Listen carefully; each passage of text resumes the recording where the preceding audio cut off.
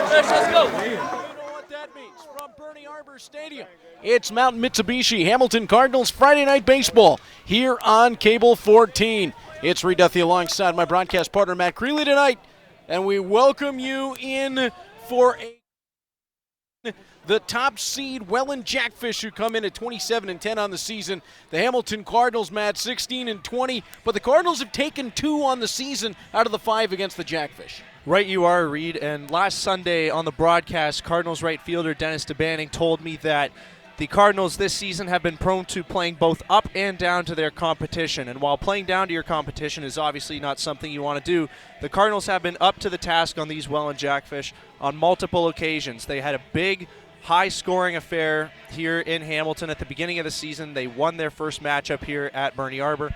And they also won a tightly contested, high-octane game, 4-3 on Canada Day, off the backs of a solo home run by Luis Bernardo in the top of the 9th. So pretty impressive stuff from Hamilton so far against Welland this year. We'll see if they can continue going forward. Matt, if you'd be so kind to run us through the batting order for the Welland Jackfish. Yep, so we got Jonah Weisner, Gio Morello, and Jake Sanford due up here in the first. Robert Mullen has done some damage against these Cardinals. He's catching, batting cleanup. Mateo Porcelato, always dangerous, playing right field. Sam Barrett, Dawson Tweet, Tyler Dupuis, and Ethan Hunt round out the order. These Jackfish are going up with a lefty-heavy lineup tonight against Cardinals starter Mizuki Akatsuka. And as you mentioned, on the hill for the Cardinals tonight, Mizuki Akatsuka, the chess master. He'll come at you from the right side. He'll come at you from the left side. You never quite know what you're going to see from the man who can throw from either side. It is a rare skill, Matt, the one that I've never seen in person until Mizuki Akatsuka came to the Hamilton Cardinals, and he's just as good on the right as he is on the left. And it's going to be tough for the Jackfish to navigate through as he went through warm-up throwing both right and left, so who knows what we're going to see. Yeah, and Welland is familiar. You don't have to tell them. He has shut them down effectively twice this season, both at Welland Stadium. So this is a guy that the Jackfish hitters are familiar with and have yet to solve. We'll see how he fares third time through against these Jackfish. And as the season is settled in and the playoffs are just around the corner, Akatsuka and Iguchi, the chess master and the last samurai, providing the 1-2 punch in the pitching rotation. And then Corbin Peters is stepped back in. So you go the man who can throw from either side, the man who can throw from any angle, and then the fireballer. Yeah, it's a tough three-headed monster for any opponent, and the Cardinals have got to feel good about themselves and the positive momentum they're trying to gain here going into the postseason. Akatsuka will toss to Luis Bernardo as Jonah Weisner steps in, one of the top prospects in Canada, as if Welland needed another high-end prospect in their lineup. And Akatsuka will start him off with a strike 0-1. Winding and delivering, and that one low and just a little bit outside. 1-1 the count. Weisner has been unbelievable since stepping into this Welland lineup, hitting .413 on the season. And Matt, he's certainly living up to that prospect status. Yeah, like you said, hitting for a lot of average from that Welland lineup, and like you said, again, just a boatload of dangerous lefties in there. Weisner is one of many that they've got, starting their lineup off with a bang tonight. Akatsuka gets him swinging through, 2-2. I believe it's about a half a dozen in the lineup tonight for the Jackfish, hitting at 300 or better. Yep. And Welland is also relentless. They have the second most walks and second fewest strikeouts of any lineup in the IBL. And Weisner fouls that one off to avoid that. You know, last Friday night, we saw the Cardinals in pole position to take a victory. Zach Cameron in, had London down to their last strike, and then errors. They essentially threw the ball away. And threw the game away in the process multiple times. Trying to correct that this week. Different looking infield that we'll get to momentarily as Weisner's on the ground. Whalen's across the diamond and Isles, one away. We'll take a look at the defense in behind Mizuki Akatsuka starting in the outfield. Duncan has center field. He'll be joined to his left by Danny Berg, and to the right by Dennis DeBanning. Into the infield comprising the group, Josh Niles is at first, Cole Iantomasi at second, Stephen Whalen at third, with Raquel DeCastro at short, and Mizuki Akatsuka and Luis Bernardo comprising the battery for the Cardinals as Gio Morello steps into the box and hitting just .298. Matt, I think if that's one of the lower averages in your lineup, then you've got a good team. You're not kidding. That's when you have to say just .298 in comparison to some of the guys around him. Jake Sanford on deck at .388 as Morello will fire this one into the silver seats down third base line. 0-2 the count. It'll be interesting to see today, Reed, how often Mizuki will go to that left side with such a lefty-heavy lineup. He seemed keen to do it against only Mateo Porchelato last time that these two teams faced off. We'll see if any strategy changes comes here. Good point. Last week against London, we saw him pitch predominantly from the right. And he will mostly come at you from the right side. I think it's just the one he feels more comfortable with. But nevertheless, in a lineup like this where you could have so many platoon advantages, it can't hurt to turn around and go from the left side every once in a while. Morello flares this one into a soft spot. Danny Berg will come on to pick it, but Morello will be on with the single to left field.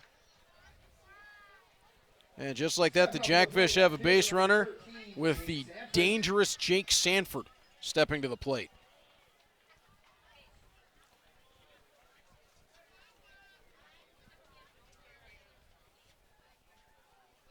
And this is not really the guy. Well, you go back-to-back here, Sanford and Mullen, and it's a little bit of pick your poison with runners on.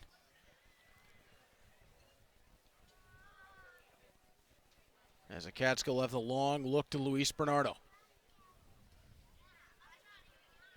Sanford on the ground. This could be a big one for the Cardinals. Iantomasi will look, and instead of challenging the speedy Morello to second, he'll take the sure thing with Sanford over at first.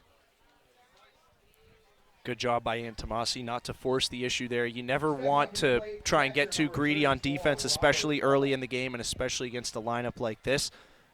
Wise to take the out. Because even though you want two on a ground ball like that, you can't complain about getting any sort of out against these Welland Jackfish. Well, especially against Sanford, who, as mentioned, came into that at bat hitting .388. So if you can retire him, get yourself to two outs, you're in a good spot. Although Robert Mullen, as you mentioned, Matt, last time these two teams played in this ballpark, he was all over the baseball. He had a big bases-clearing double, if I remember correctly. You do indeed. In the middle innings, that kind of broke the game open. Welland won that one by, I believe, a final score of 11-0. Quite Yep. Bit of a laugher. Cardinals were in it and had some base runners, just couldn't get anybody across, and then the bases clearing double, as you mentioned, kind of put a halt to any thoughts of a comeback in that ball game.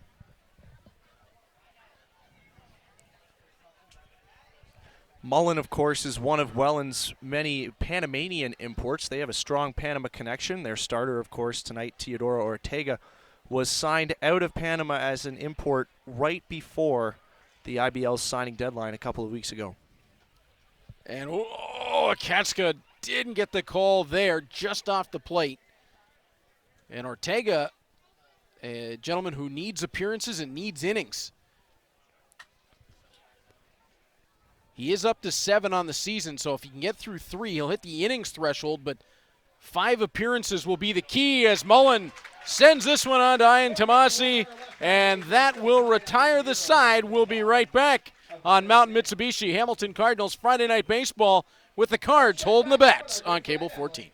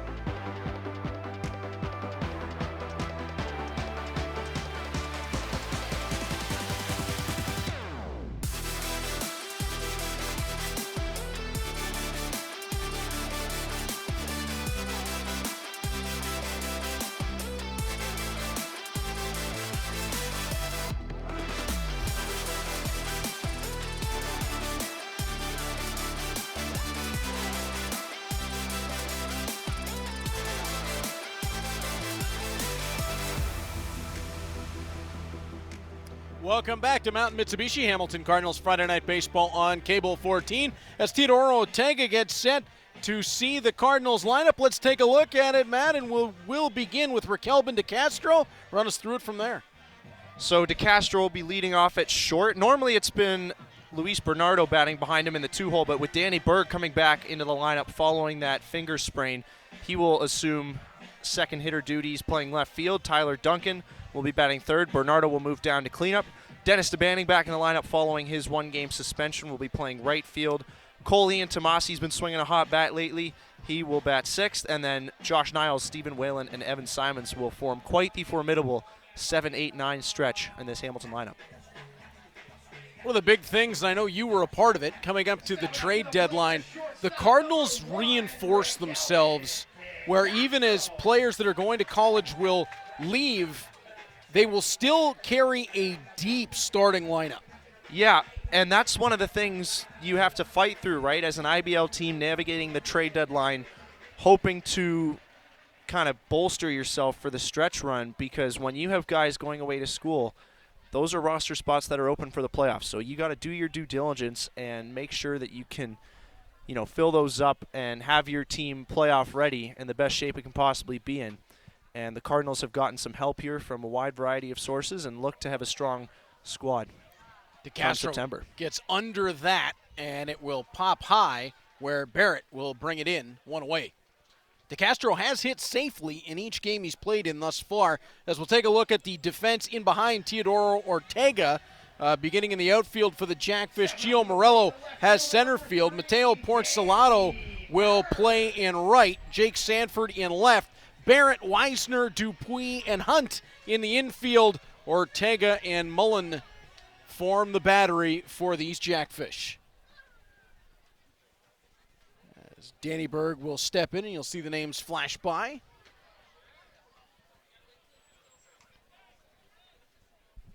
And Matt, when they've had Danny Berg healthy and in the lineup hitting .333, he has been a big-time weapon for the Cardinals on the season, both offensively and defensively, manning left field.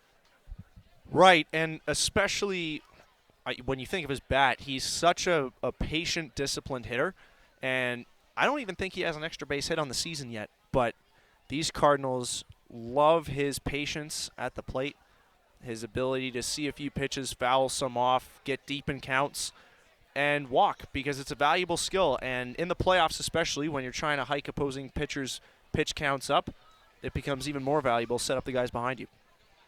We're going to get very Billy Bean here in a hurry with he gets on base. Danny Berg he's a money ball archetype, that's for sure. Ooh, that got him. And Mullen is going to walk off a little bit. This is Teodoro Ortega's third IBL outing. Welland signed him, of course, again as an import from Panama. He is a former international signing of the Oakland A's, so he's pitched affiliated ball before. As Berg reaches out and fouls that one into the mesh. That's always interesting when you see a lot of those players that come back into the IBL that have played affiliated ball in different locations and different organizations. Of course, the Cardinals doing that with Raquelbin DeCastro. Just 21 years old out of the Dunedin Blue Jays. That was a bit of a coup. That was some pretty tidy work by the front office crew. Yep, we got to shout out Eric Spearin and Larry Wood doing their due diligence in the front office, and Luis Bernardo. Oh, Danny Berg looked at that one low and inside. He's going to shake his head and not get himself in any trouble. That will bring up Rocky Mountain Thunder. Tyler Duncan will step in. .331 on the season, and anywhere at any time, he is a threat to take the ball on a long, long ride. Our statistician Nate and myself were talking before the game how there has not been a Cardinals home run here at Bernie Arbor in a long time. 2 months ago to the day. And it won't be on this occasion, as that one got inside on Duncan, and it'll be taken by Barrett onto first base. And both Akatska and Ortega clean. We are through 1 inning of play. You're watching Mountain Mitsubishi Hamilton Cardinals Friday Night Baseball on Cable 14.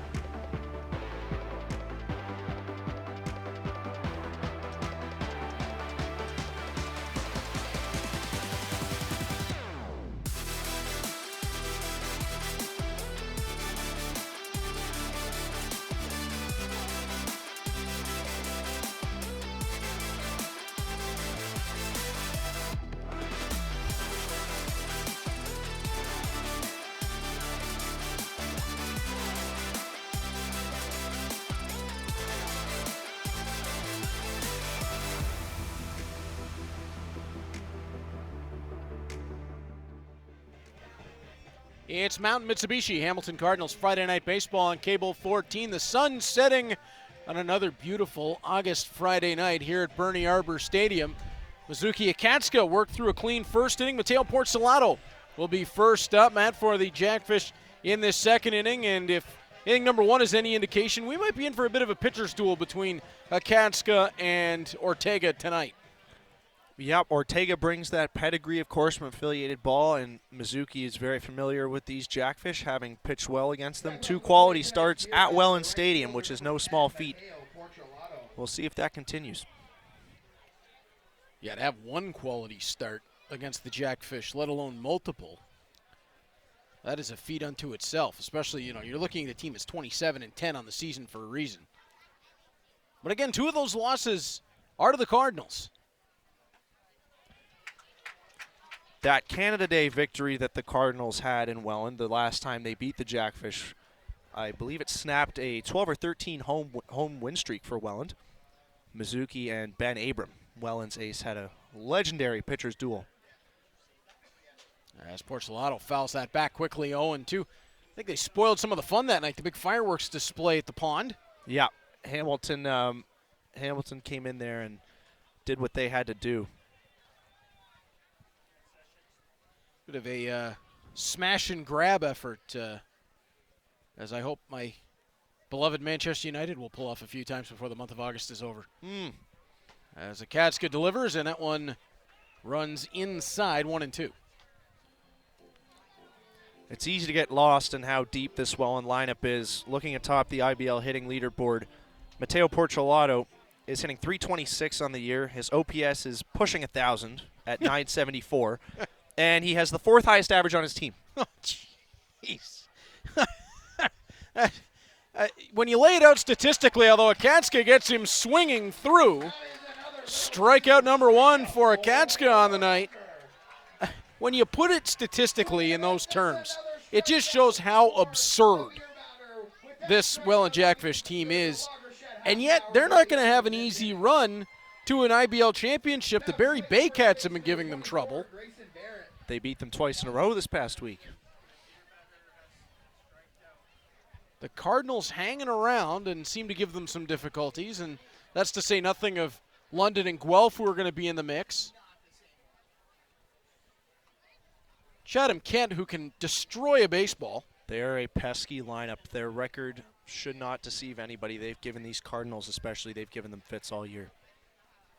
Well, and if you look at the games against the Chatham-Kent Barnstormers, if you turn those into the win column for the Cardinals, you're looking at a team fighting for a home field spot. Chatham-Kent has been a problem for a lot of teams. Could definitely play spoiler down the stretch here.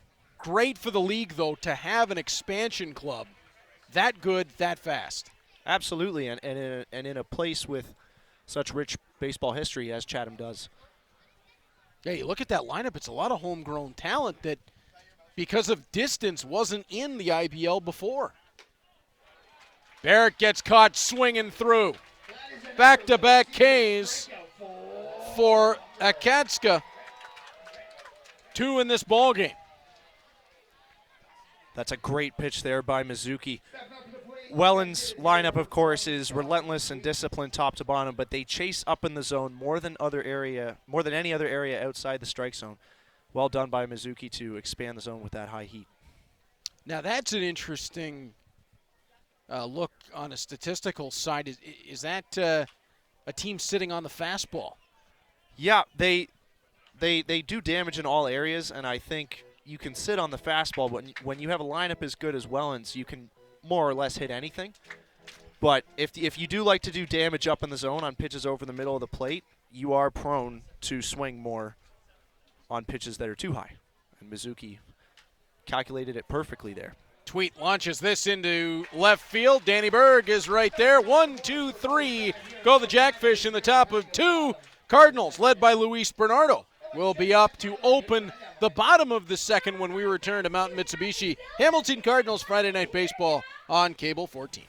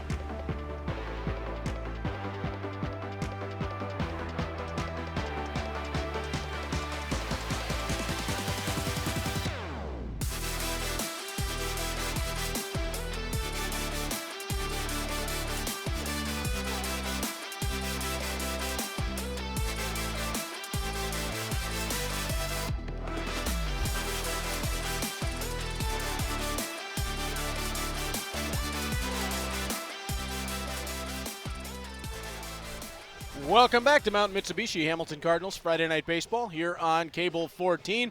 Mizuki Akatska through 2 on his side. Nothing on the board for the Jackfish.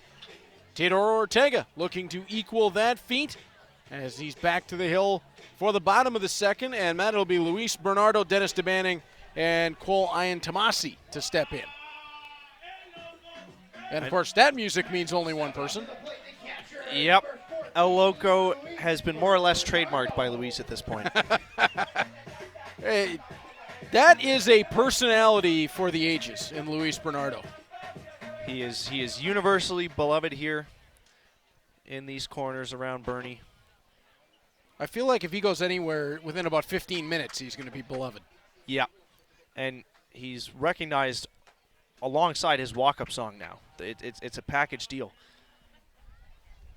Almost. The kids running around at Cardinals Day Camp a few weeks ago were singing El Loco. I mean, Bernardo got a hold of that but turned it foul. And that one is skipping out into the parking lot. That got a windshield. That might land across the street somewhere. He had a similar ball on Sunday against Brantford. He hit it about 450 feet, but foul. Was calling a Burlington Twins game some years ago at this point. Can't remember who the batter was, but he hit a ball foul and smashed his own windshield. What are the odds? Yeah, I mean, call Bel Air Direct and try to explain that one. I hit my windshield with a baseball. What? No, you don't understand. I was playing in an IBL game and I fouled it off. How far was your car? About 400 feet to the left as Bernardo looks that one in. 3-2 the count.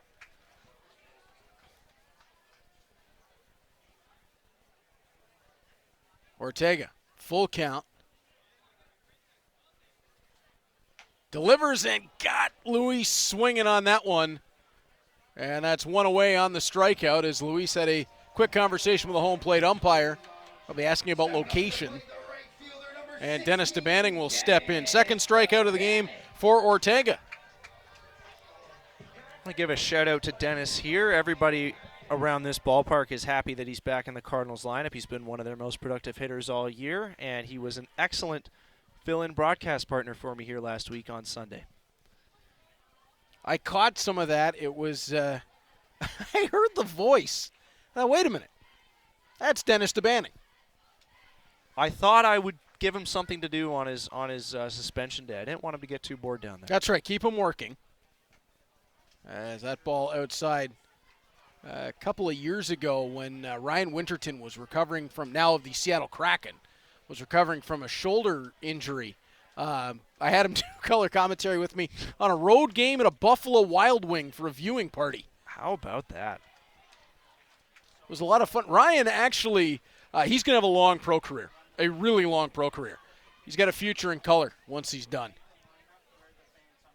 As Ortega delivers, and DeBanning saw it off a little bit, launched it into right field, but Mateo Porcelado there. It's 2 away. Boy, shows you the power, Matt, of Dennis DeBanning, even jammed up a bit. He still lifted that almost to the warning track. Dennis has a very threatening swing up there, and he doesn't have the biggest power numbers on the year. He homered 2 times in the season opener, and he hasn't homered much, if at all, since then. But he can use all fields. He has gap-to-gap power, and he's been the Cardinals' most consistent run-producing hitter all season. Correct me if I'm wrong, but I believe at last check that I had, he leads the team in doubles. Yeah. As Cole Tomasi will step in. Young player who will help form the nucleus of what could be a juggernaut if the Cardinals are able to continue to bring this same group back summer on summer. Cole's a great young hitter. He sees the ball really well. He has a great mixture of discipline and bat speed. He hits the ball very hard, as has been on display the past few games here. As Ortega delivers the 2-1. And Cole's going to get onto that one, lifting it up off first base. Weisner steps over, and 3 up, 3 down for the Cardinals. Akatska, Ortega, pitchers duel through 2. We'll be back with a top of 3 on Mountain Mitsubishi Hamilton Cardinals Friday Night Baseball on Cable 14 after we hear from our friends at Armstrong Bird Food. Sometimes the littlest things can make the biggest difference. Like nature brightening your day. Bring nature to your backyard with Armstrong Bird Food. Feeding Cardinals since 1986.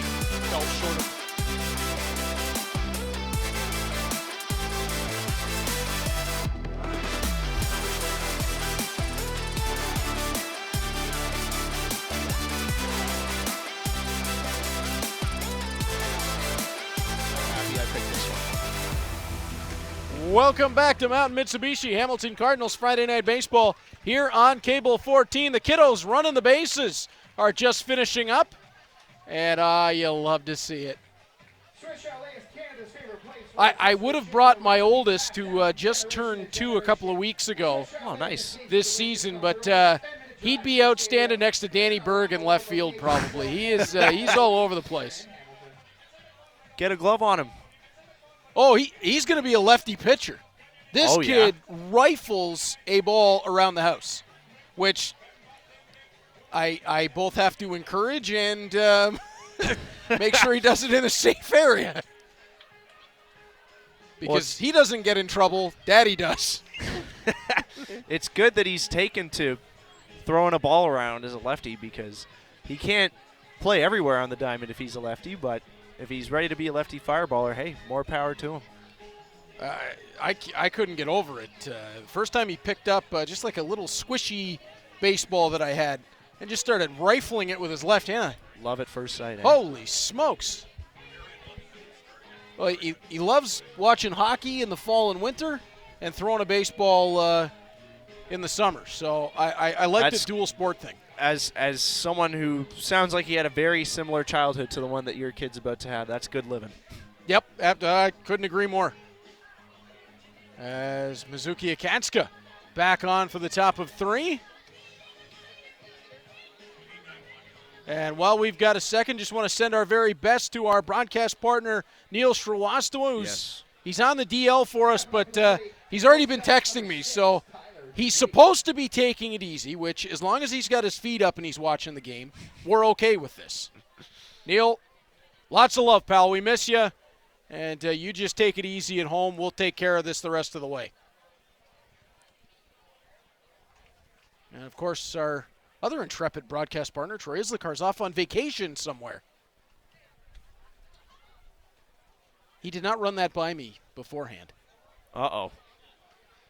He's supposed to tell me these things, you know. Last week he informed me, hey, I'm gone the next 2 weeks. I'm like, okay. So that means Matt, who's been doing the Sunday games, is in the booth where you were doing play-by-play. You're in the booth doing color, like it's musical chairs up here. Yeah. As Tyler Dupuis sends this one into left field. Danny Berg will pop up with it, and Dupuis on with the single.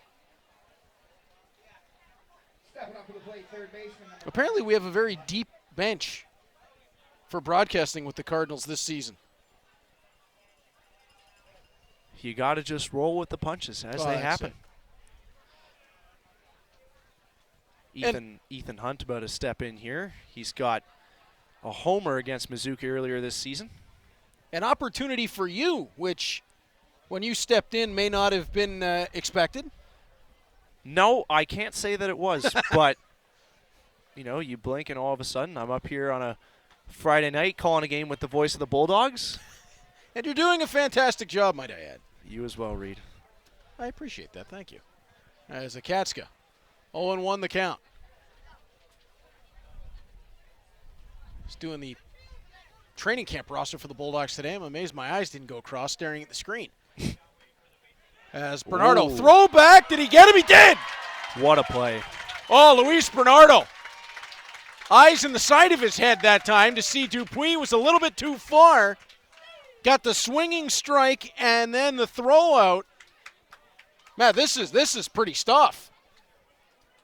Outstanding defense by Bernardo here, and he's not going to be able to catch forever. He's on the wrong side of 30, but to see him still be that nimble and have that much of a cannon behind the plate has got to make everybody on the Hamilton side of things feel good, and may have been lost in that.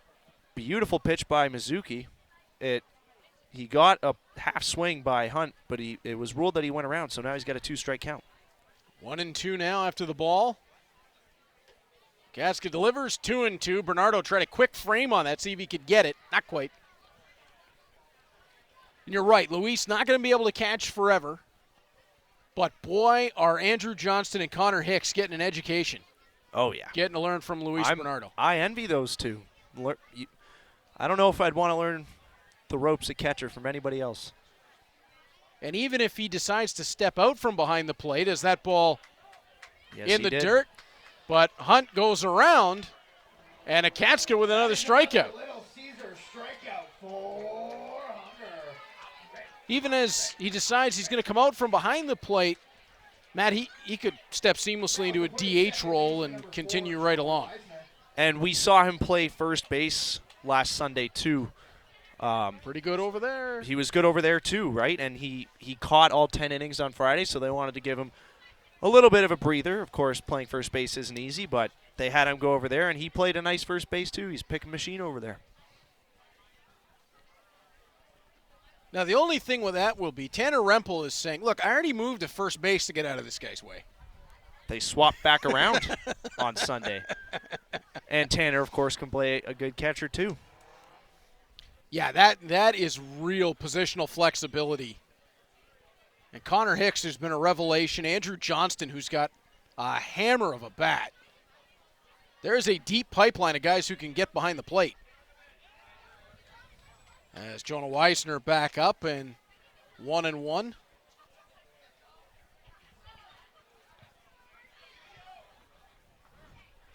Getting word from Troy Islikar. He's in Lake Louise. Oh, good for you. Must be nice.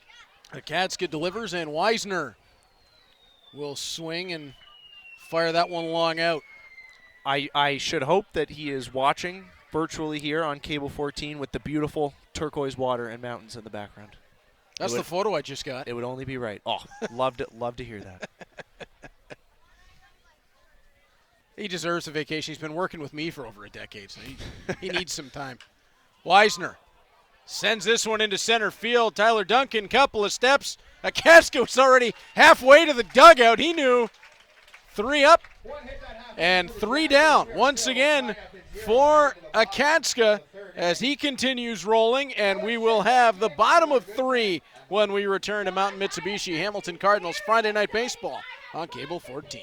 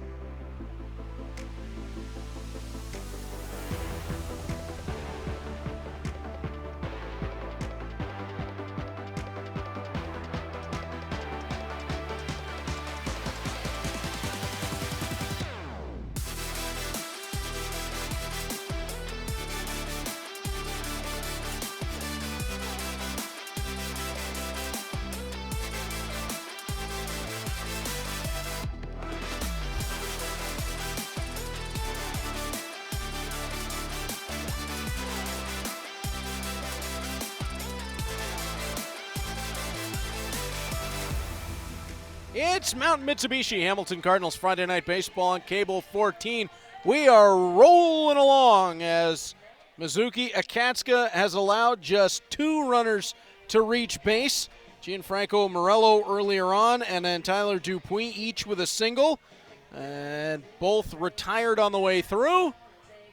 And on the other side, no base runners yet for the Cardinals. They'll have Niles, Welland, and Simons up to the plate in this inning. And Matt, we kind of expected it coming in, but it is certainly becoming the pitcher's duel. Yeah, I had a funny feel. I don't want to jinx him when he's only 3 innings of the way through, but I had a funny feeling that Mizuki Akatska facing the Welland Jackfish, that it was going to be like this. I keep stats for every Cardinals home game, and the time it took me to track that Canada Day game when he and Ben Abram dueled at Welland Stadium, I was done that one in no time flat. Sounds about right. As Josh Niles steps in, one of the sweetest swings in the IBL for Josh Niles. And, of course, when you walk up to Chris Stapleton, I'm immediately a fan. 0-2 the count. Good take.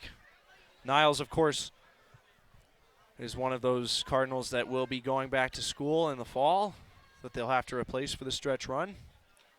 Big reason why the likes of Simons and Welland were brought in. As we were talking about, if, unfortunately you lose the likes of Niles and Ian Tomasi, but stepping back in, you've got Welland, you've got Simons, you've got Rempel, you've got the pieces, and Brendan Daly, who has been a revelation on this season for the Cardinals, as Niles will be retired on the strikeout by Ortega, and Stephen Welland will step in.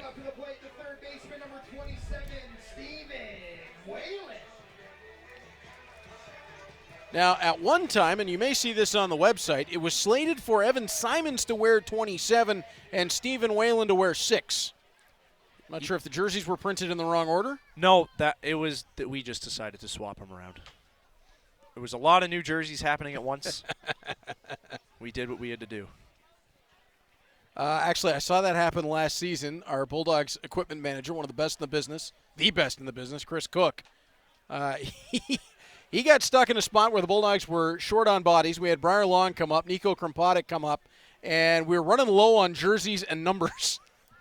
So at one point, they were both listed as the number 10. Then Long ended up with number 42 because it was there and Chris could move a nameplate onto a jersey. I still don't know how in that situation he managed to pull it all off. That is why he is the best. As Ortega delivers and gets Welland staring. Ortega rolling. Back-to-back Ks will bring up Evan Simons.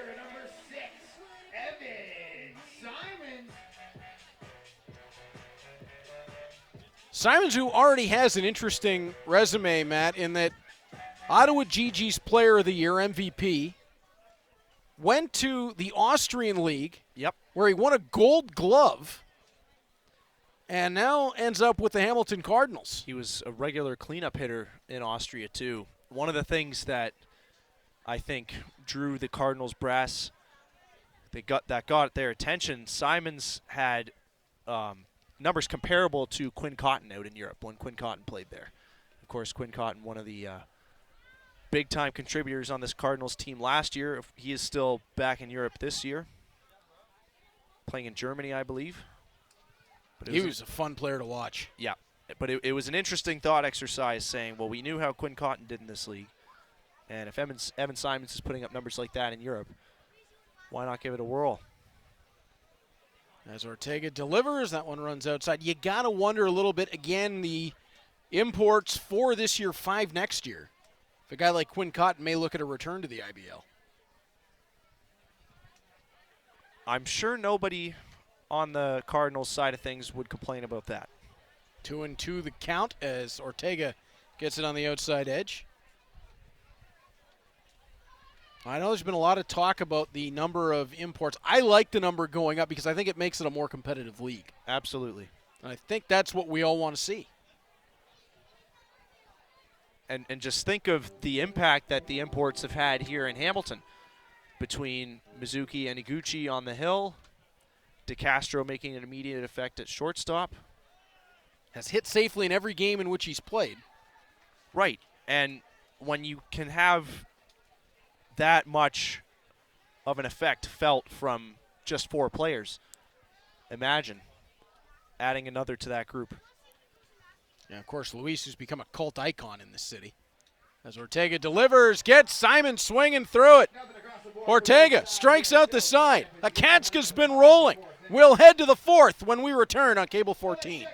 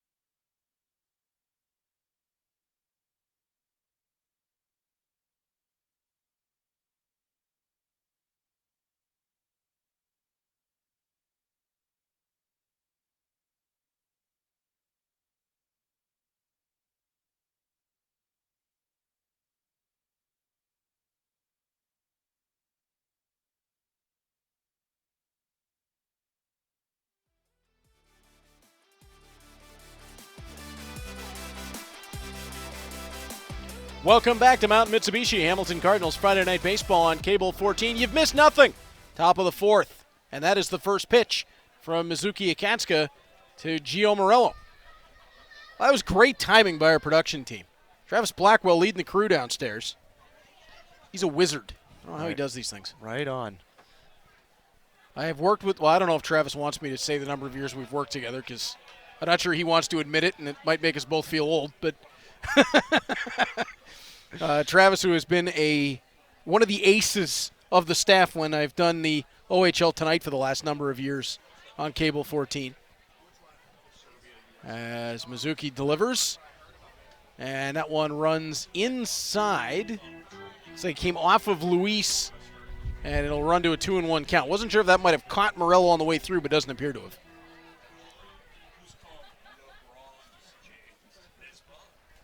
As Akatsuka will have the long look into Bernardo. 2-1 to Morello. And gets him on the outside edge, 2-2. There have been 2 base runners in this ball game. Morello was one of them. And it was a cheap little bloop single. And those do count all the same, but can't really fault Mizuki for that one. And he gets Morello staring at it. That is another Little Caesar strikeout for... Wow, Akatsuka, Ortega, back and forth they go. I love the communication between Akatsuka and Bernardo right there. On 2-1, Bernardo was setting up exaggerated way outside, and Mizuki dots Morello right there to get to 2-2. Morello didn't swing, so Bernardo says, why not just go back there with 2 strikes? And he hits his spot again without fail, right on cue. Made this point last week to Troy when he was up here with me, that you look at a guy like Luis Bernardo, what he can do for a pitching staff with his pitch framing. Everybody remembers the run that the Braves had with Maddox and Smoltz and Glavine at the top of that rotation. But Javier Lopez was a chess player behind the plate.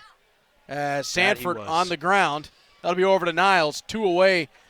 His framing of pitches for those guys made them even more dangerous and even harder to hit against. Absolutely. And it's in the sabermetric age, it's become a lot more appreciated, but catchers who can frame are truly the backbone of a lot of good pitching staffs. Now take that catcher who can frame and have him hitting about 270 on the year. It's a good combo. And you've got money in behind the plate. As Robert Mullen, speaking of which, will step in and he'll look at a first pitch strike from Akatsuka. Robert Mullen has had a great season altogether, but he is especially doing damage to these Cardinals, slugging .800 against Hamilton on the year. That's slugging, Ouch. by the way. That one straight up the elevator shaft. Bernardo steps on, and Akatsuka. We are rolling along. 1, 2, 3, go the Jackfish. And we will hit the bottom of the 4th inning when we return to Mountain Mitsubishi. Hamilton Cardinals Friday Night Baseball on Cable 14.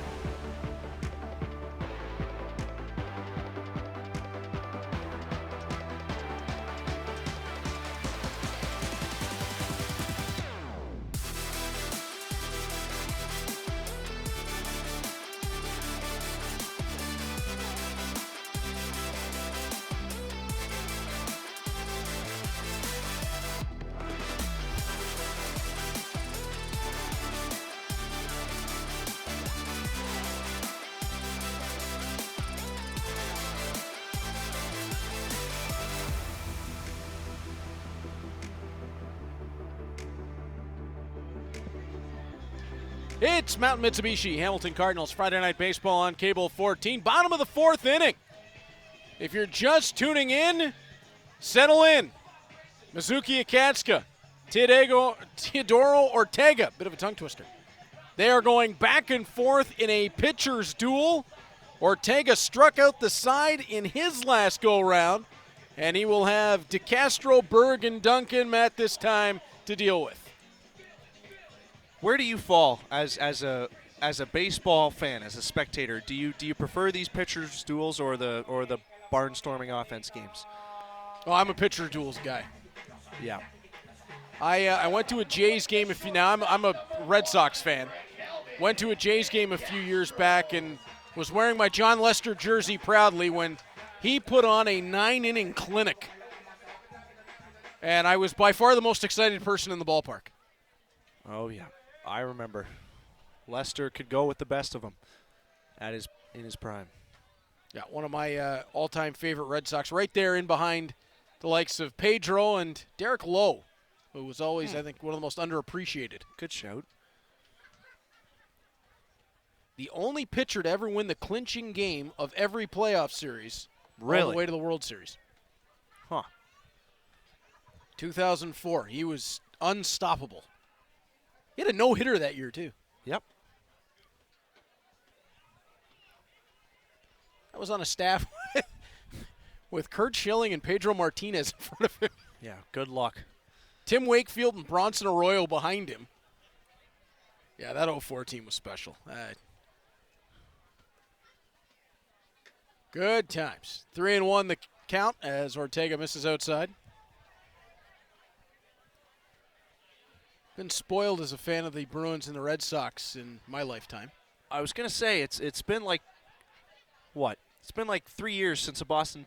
No, not even. I forgot about the Celtics. It's been.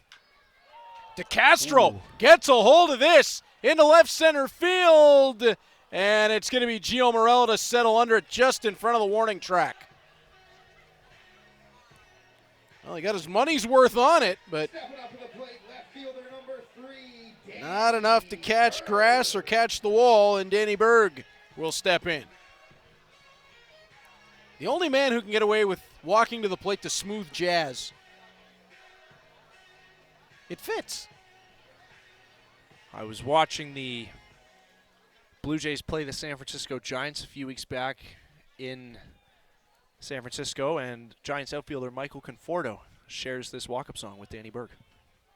I did not know that. Well, I didn't either, so you can imagine me watching the game unassumingly, and then I was like, wait, Danny Berg's coming up to bat. What? Danny Berg? What? When did this happen?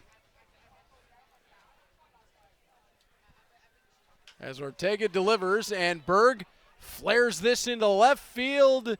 Underneath it is Sanford, 2 away. The Cardinals have been getting some decent contact this inning, which is about all you can ask for when you're trying to climb out of a rut that the opposing starter has you in, because Ortega has been getting them to expand the zone. He is his fastball's working, his off-speed stuff is working. He's going up, down, in and out. He's got these Cardinals hitters on a string right now, and they're going to have to stay dialed to try and best him here. Tyler Duncan grounded out to the first baseman Barrett his first time up. And he'll get a first pitch strike. I'll throw that same question back on you. Pitchers duels, or are you into the big offensive outputs? I can appreciate both. Certainly. I feel like it's a different kind of appreciation depending on what happens, but no question about it. Two arms, masters at their craft, especially two guys that are accomplished as Mizuki and Ortega are. There's nothing quite like it. Especially when they work at such a high pace. And you feel like any run that scores could be the run. As Wisner, nice job on the turn to pull that in at second. He'll twist it on to Barrett. And again, 3 away for the Cardinals. We're through 4 innings already as Ortega and Akatsuka. Back and forth they go. And you are watching Mountain Mitsubishi Hamilton Cardinals Friday Night Baseball on Cable 14.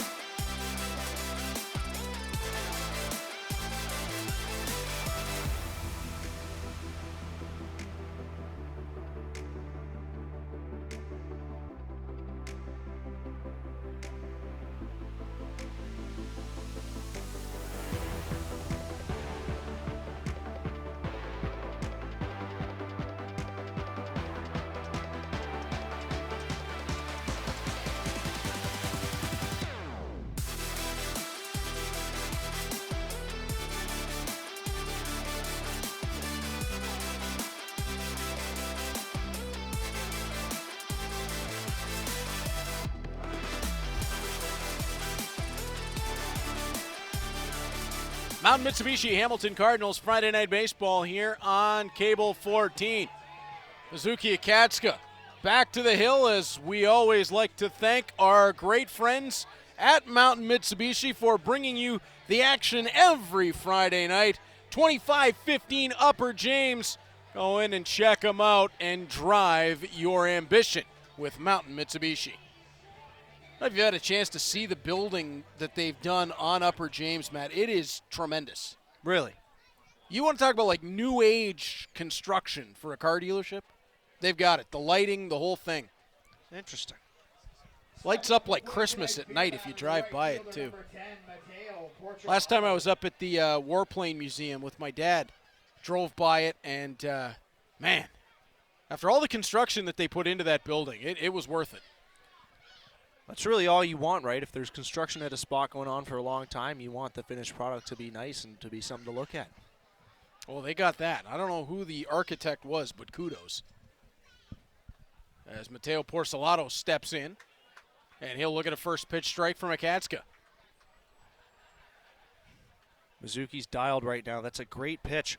The backdoor breaking ball is not an easy one to pull off, but he's been working with pinpoint command so far. He's had it almost starting to the opposite center of the batter's box and just diving back in. Yeah. That one got in a little bit low, couldn't tempt the eye of Porcelato that time. Porcelato struck out his first time up. That was in the top of the second inning. As Akatsuka delivers, Porcelato on the ground. It gets past Niles, but won't get past Ian Tomasi. However, the ball wouldn't sit to the glove of Akatsuka, who says that one is on him. As Porcelato's going to reach on the E1, so says Nate behind us. That was almost the rare 4-1 putout, but Akatsuka couldn't squeeze it. I think he might have just taken his eye off of it for a quick second. Didn't quite follow it into his glove. It's not an easy play trying to cover the bag as a pitcher from a throw that far off first base. Probably trying to multitask, figure out where his feet were, and just couldn't get set in time. So that gives the Jackfish a base runner, just their third of the ball game. Cardinals yet to have a base runner. That's how good these two pitchers have been.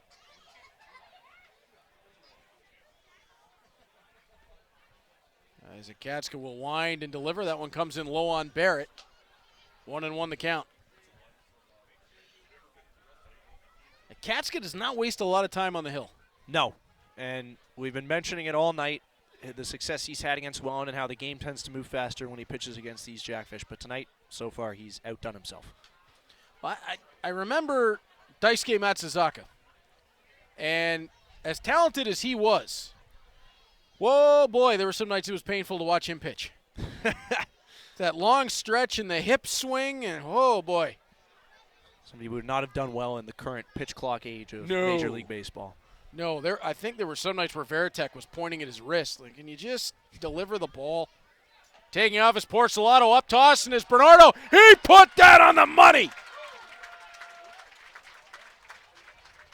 Luis Bernardo is having a night behind the dish. You think Bernardo doesn't know that every base runner matters in a tight contest like this? Great throw. DeCastro didn't have to move. The way the ball came into his glove, it just led him right down to the runner. Fantastic defense once again by Bernardo. And when you get to this part of the season, this is where the big-time players will make the big-time plays, and that's where Bernardo falls into the category of 3-2 the count to Barrett. Nobody on now with one away. How quickly that changed.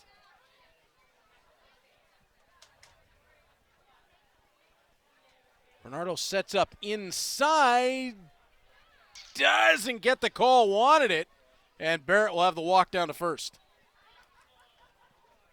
From our monitor up here, that certainly appeared to be squarely in the strike zone, but Akatsuka, of course, going to have a short memory. He will tap his chest to say my bad, even though it probably wasn't his bad, and move forward. Got to have a short memory in situations like this. I don't think I'm going out on a limb by saying it wasn't his bad, but Dawson Tweet will step in. You just want a little bit of consistency in that strike zone. As Akatska will deliver, and okay, I don't want to dwell on it. That one looked lower than the one that was a ball. Yeah, I knew where you were going with that. 0-1 the count to Tweet. Makeup call, perhaps. Breaking ball. Gets Tweet on soft contact, carrying foul. Welland gave it everything he had up the line. Just got away from him. Good hustle. That was going to be a tough play to make. It was carrying, and Stephen Welland was moving. 0-2 to Tweet. Dawson Tweet is usually a fixture in the second half of the Jackfish order near the bottom, but he's been a consistent contact threat, hitting .339 on the season. Akatska doesn't get that call, and that breaking ball was a strike earlier in this inning. 1-2 the count. When you paint the corners as much as he does, you do run the risk of not getting some calls, and just got to stick to your approach. Bernardo sets up outside, and I don't think Mizuki liked where he put that one at all. Right when it came out of his hand, he was already tapping himself. Must have felt it slip. 2-2.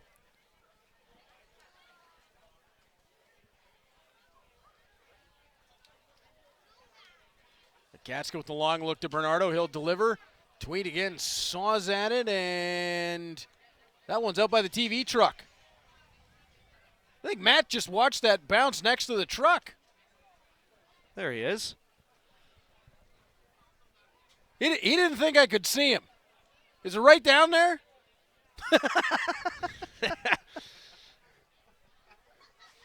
It's breaking the fourth wall. I'm talking to somebody off camera. I'm talking to somebody who's an area code away from me. As Dawson Tweet swings through that one, another strikeout for Mizuki Akatska. Gotta love the composure from Akatska there. He had Tweet 0-2. Probably should have had a third strike call. That didn't happen. And then Tweet was battling, fouling some pitches off, but Akatska was unfazed, made his pitch, got him to go fishing on a breaking ball down and away for strike three. Who singled his first time up in the third, is open with a strike. He got caught leaning too far off first. That great throwback from Luis Bernardo. Guarantee you that's in the back of his mind right now. Should he reach again, I don't think there will be any more careless leads from Tyler Dupuis. As Dupuis fouls this back, 0-2 the count. And Akatska working quickly and working ahead of the Jackfish hitters. That has been such a key. 5 strikeouts for him with that last one to Tweet. Ian Ortega just ringing them up so far tonight. Ortega with 5 of his own. Akatska couldn't get that one across the strike zone.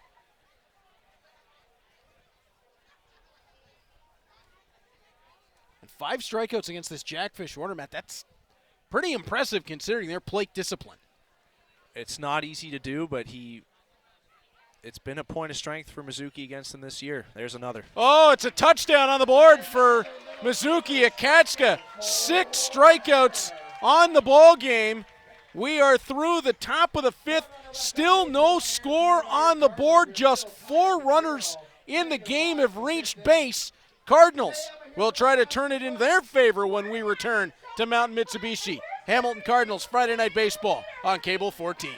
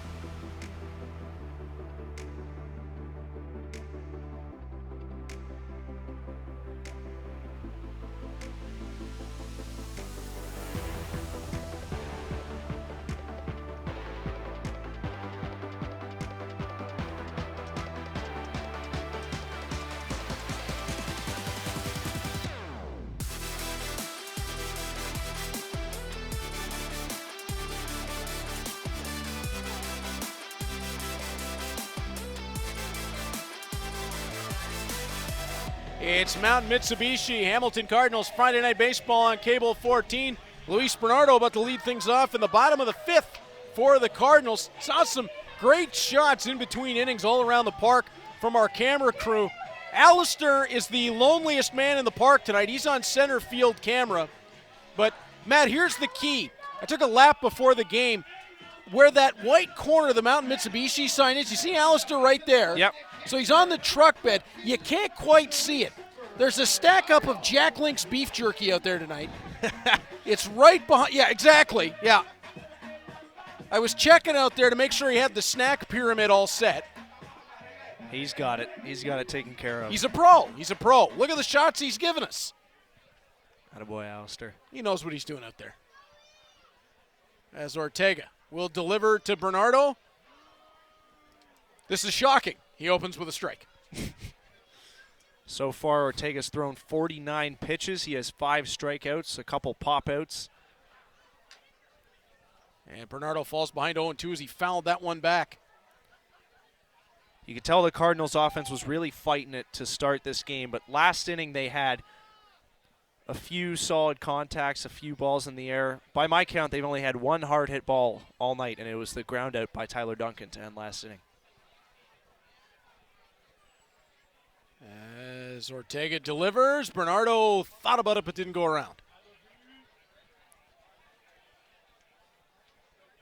DeCastro got some juice into one out to center field, but not enough to carry on. On the ground, Bernardo trying to beat it out over to first. Dupuis, scoop, deliver to Barrett. Got it in the glove. Oh, Barrett, a little bit of a hop, skip, and a jump as he was bent a little bit awkwardly that time. As Dennis DeBanning will step in. That play is the Tanner Rempel special. Hit the splits! I was going to say that. That looks familiar. You've seen that play a lot happen the other way with Tanner over there at first. Oh, that's a great job there by Barrett to secure that ball. The Dennis DeBanning fan club has spoken. And Dennis going to hit this one to short. Dupuis up again. That one a little bit easier for Barrett, 2 away.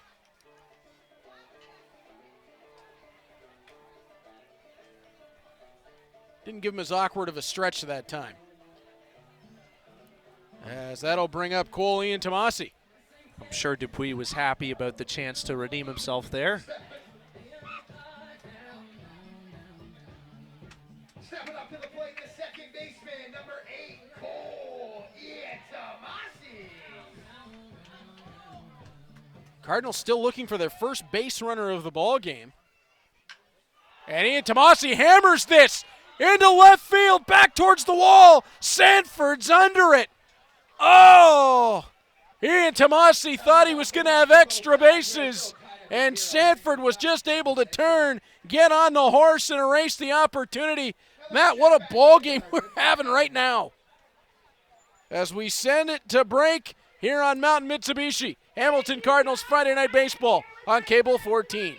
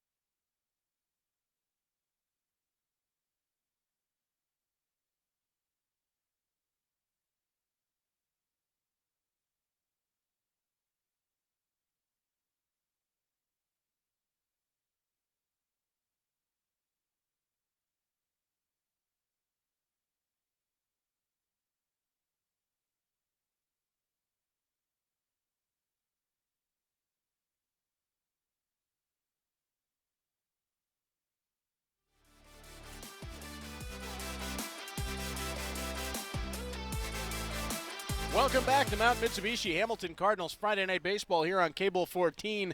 Do not adjust your television sets. We are in the top of the 6th inning as Mizuki Akatsuka and Teodoro Ortega are just going back and forth dealing. 4 base runners in the game. Welland has all of them. Nobody's gone past second base, and only Gio Morello has reached second and was stranded there. And he reached second on a fielder's choice. Yeah, it's been a duel for the ages here. And Akatsuka opening up with back-to-back strikes on Ethan Hunt. 0-2 the count. Akatsuka into the 6th inning. Hasn't even reached 70 pitches. And does not get Hunt going around. I believe that was Jeff Rose down at first base giving the washout signal on that one. And as usual, Jeff Rose is right. Right call. Not the first time Hunt's been tempted by a down and away breaking ball, but he held back that time. Akatsuka gets him swinging through the fastball. Just another example of Bernardo and Akatsuka being on the same page. It's so important for your battery. On a day like today, Bernardo wasn't even crouching down. He was standing up practically. He was ready for the high heat. They knew what they wanted to do, and Hunt couldn't resist. Remember when Akatsuka hit the touchdown with a strikeout to end the 5th inning on Dupuis? Got the extra point. He just converted it. 7 Ks in the ball game for Mizuki Akatsuka as Jonah Weisner steps in. And that'll be ball 1 to Weisner. Weisner's grounded out 5-3 and flown out to Tyler Duncan.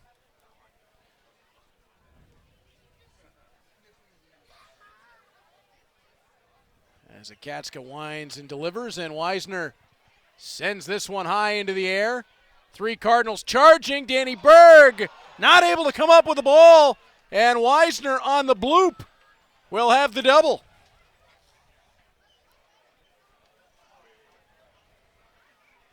Danny Berg had to come a long way in for that ball. It was bending towards an awkward part of the park. Welland was coming off third. DeCastro off short. And you'll see right here, Matt, is the slide from Berg. Just not quite. I couldn't help but tense up a little bit as I saw Danny go for that sliding catch because, of course, it was a sliding catch that caused him to jam his finger and miss a couple weeks. So I was hoping more than anything else that Berg would come out of that unscathed, but he just couldn't hang on the basket catch. Morello started off with a strike. That car alarm is a sound effect. As Weisner will lead off second base. Akatsuka wasting no time. I think he might have plans tonight. He must. This is a great display of both effective pitching and speed running.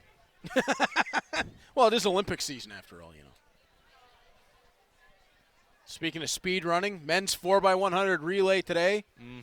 Gold. Take that, Mr. Lyles. 2-1 count. Mizuki doing his best to combine sprinting and pitching here. How about that 4x100 team? None of them qualified for a final. I was going to say it was pretty quick 180 on that today. And yet they came together as a team and got it done. Morello back up the middle. That'll leak through the infield. Weisner's going to turn third. And it's a 1-0 Jackfish lead. Morello with the RBI single. Gio Morello's going to get his second hit of the day here. And it'll drive in the only run of the ball game to this point. The first time that Akatsuka has given up back-to-back base runners. And again, in a game like this, if you're Welland, you just got to scratch and claw across because you never know if it'll be the only one. You know, Danny Berg really wants that bloop catch back to hang on to it as Sanford fouls that one off of himself. Key for the Cardinals here, Matt, just get out of it without any further damage. You've got Morello at first, Sanford up. He's gone 4-3 twice in the ballgame. Yep, and you can't get around it. Ortega is perfect through 5. There's no other way to say it. But the Cardinals have been getting some good wood on it the past 2 innings. Hopefully for them, a sign of things to come as they slowly try to figure him out. Dancing off first is Morello. Throw back, and he was able to make his way back to first base. We've been talking about Bernardo's great defense behind the plate tonight. Mizuki Akatsuka has a great pickoff move himself. He picked a runner off last Friday against London. Almost had Morello there. Akatsuka delivers. Sanford sends this one into left field. Berg tracks underneath. Morello's going to try to take second, and he will. Tagging up at first base. Nice move by Gio Morello. Saw that Berg was pushed to as far to left field as you can get in fair territory. Saw an opportunity. Berg's throw got it to Ian Tomasi, but couldn't quite get the tag.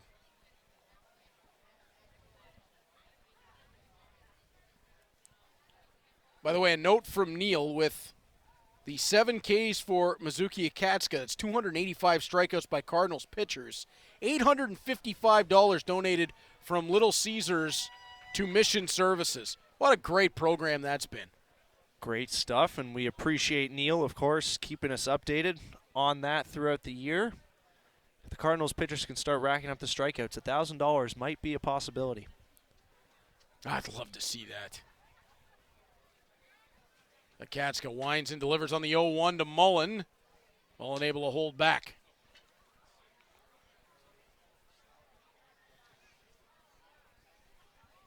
Throughout the night, Akatsuka once again playing the Jackfish lineup to his advantage, using their temptation to chase the high fastball. Almost got Mullen there. Mullen on the ground. It's going to sneak through the infield. And Morello will run his way home. Robert Mullen continues to be a problem for the Cardinals as he'll pick up the RBI single. Morello like he was launched out of a cannon.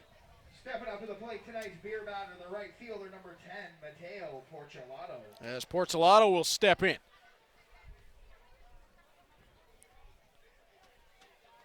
Couple nice little pieces of hitting.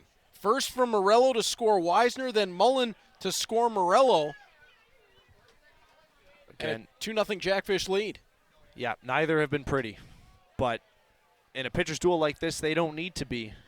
And Akatsuka, it's not all his fault, obviously. Neither of those base hits were scalded. Neither of them were hit off the sweet spot of the bat, but that's baseball. Oh, bloop that drops into left field. And a run that, as Porcelato tried to take that ball all the way back to Welland. Yeah, speaking of neither of those were scalded, Porcelato tried to do that there. And Mullins got it on the ground, got it with good pace, but just squeezed it in between Welland and DeCastro. Akatsuka winds and delivers, and got him looking at it. Porcelato goes down for the 8th strikeout of the ballgame for Akatsuka, but damage done. 2 runs across the board for the Welland Jackfish. We'll pick it up in the bottom of 6 with Josh Niles leading things off for the Cardinals when we return to Mountain Mitsubishi. Hamilton Cardinals Friday Night Baseball on Cable 14.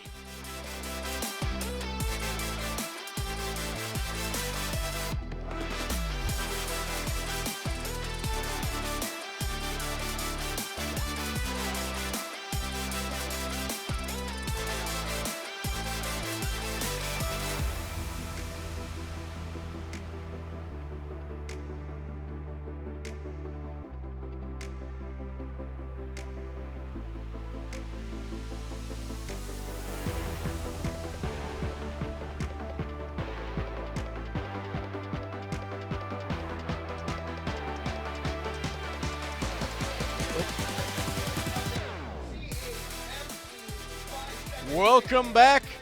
Mountain Mitsubishi Hamilton Cardinals Friday Night Baseball on Cable 14. Bottom of the 6th. Teodoro Ortega, spotless through his first 5 innings. You'll have Josh Niles to lead off the 6th. Quick look at the out-of-town scoreboard. The Brantford Red Sox holding a 2-1 lead over the Toronto Maple Leafs as Brantford trying to work their way to squeeze into a playoff spot. And just like that, now 2-2 as the Maple Leafs have tied that game up. London and Barrie, Matt, just underway, bottom of 2nd. So big thanks to Neil. He let me know that there was a crash on the 407, which pushed the start time of that ball game back to 8:15. But how about a pitcher's duel there? Garces versus Cush. Great matchup. So they might catch up. Yeah, they just might. Got a couple good recipes for pitchers duels up in the IBL today. Yeah, how about that going tonight? Cush, Garces, Ortega, Akatska. I mean, take your pick. Star-level pitchers all the way across. Just checking to see if it was Sucre for Brantford. It is not. Great night for the IBL any way you slice it, unless you're a hitter. Yeah, that's right. Come to the ballpark and see any of those 4 names on the sheet and you just go, oh, really? As Ortega delivers and the breaking ball in for a ball. Cardinals lineup is in quite the spot right now. They're battling in a close game, pitchers duel, down but not by a lot. Against an ace on the hill that's dealing. They got to get into scratch and claw mode, and if that sounds familiar, that's exactly the spot they were in against Gregor Farquharson and the Brantford Red Sox last Sunday. They figured it out eventually with a 5-run 8th inning. We'll see what they can do against Ortega here, who is 15 up, 15 down so far. Niles looked like he might have tweaked something that time on the swing. This one he'll put on the ground. Dupuis charges. Barrett at first. In time. Whoa, not by much. And make it 16 for 16 for Ortega. As Stephen Whalen will step in. Niles running as fast as he can there. And again, getting a rally started and finally solving Ortega could be something as simple as legging out an infield single. Tyler Dupuis over at short, though. Not going to make that task easy. Great range. He's had a couple good ones tonight, and, of course, great work on the other end, too, by Barrett, the first baseman. Yeah, Barrett's hit the stretch a few times. As Whalen launches that one out into the parking lot. 0-2 the count.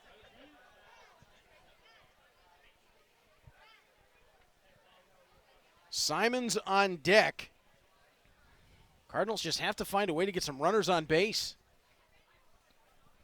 Akatska has been holding the Wolves at the door, just the 2 across. Whalen putting this back up the middle, but right to the glove of Ortega. As if he scripted it. 2 away. And that will bring Simons up. And Ortega just watched that right into his glove. Pitchers are athletes, too. Nice play. It was Evan Simons that started the rally for the Cardinals on Sunday when it looked like their offense was toast with a leadoff walk. Simons on the ground, charging hard, picked at third. Barrett over at first on the receiving end from Hunt. Oh my, 18 for 18 for Teodoro Ortega. 2-0 for the Welland Jackfish as we finish 6 innings. We'll head to the top of 7 when we return to Mountain Mitsubishi. Hamilton Cardinals Friday Night Baseball on Cable 14.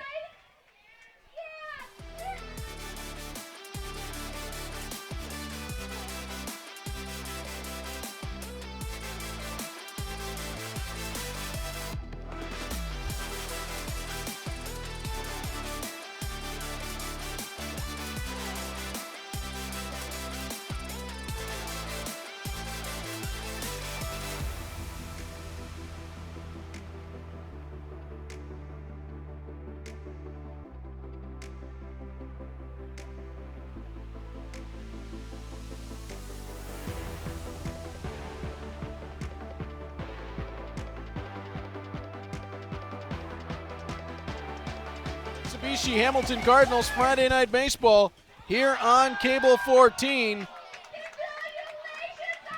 Mizuki Akatsuka, who has been twirling a gem. And speaking of gems, our friends at Little Caesars, 969 Upper Ottawa Street. They have been the source of our crew meals on Friday Night Baseball this season. Big thank you to our friends at Little Caesars. 8 locations in the Hamilton area. You're never too far from pizza. And our friends at 969 Upper Ottawa Street couldn't put the games on without them. They feed the machine.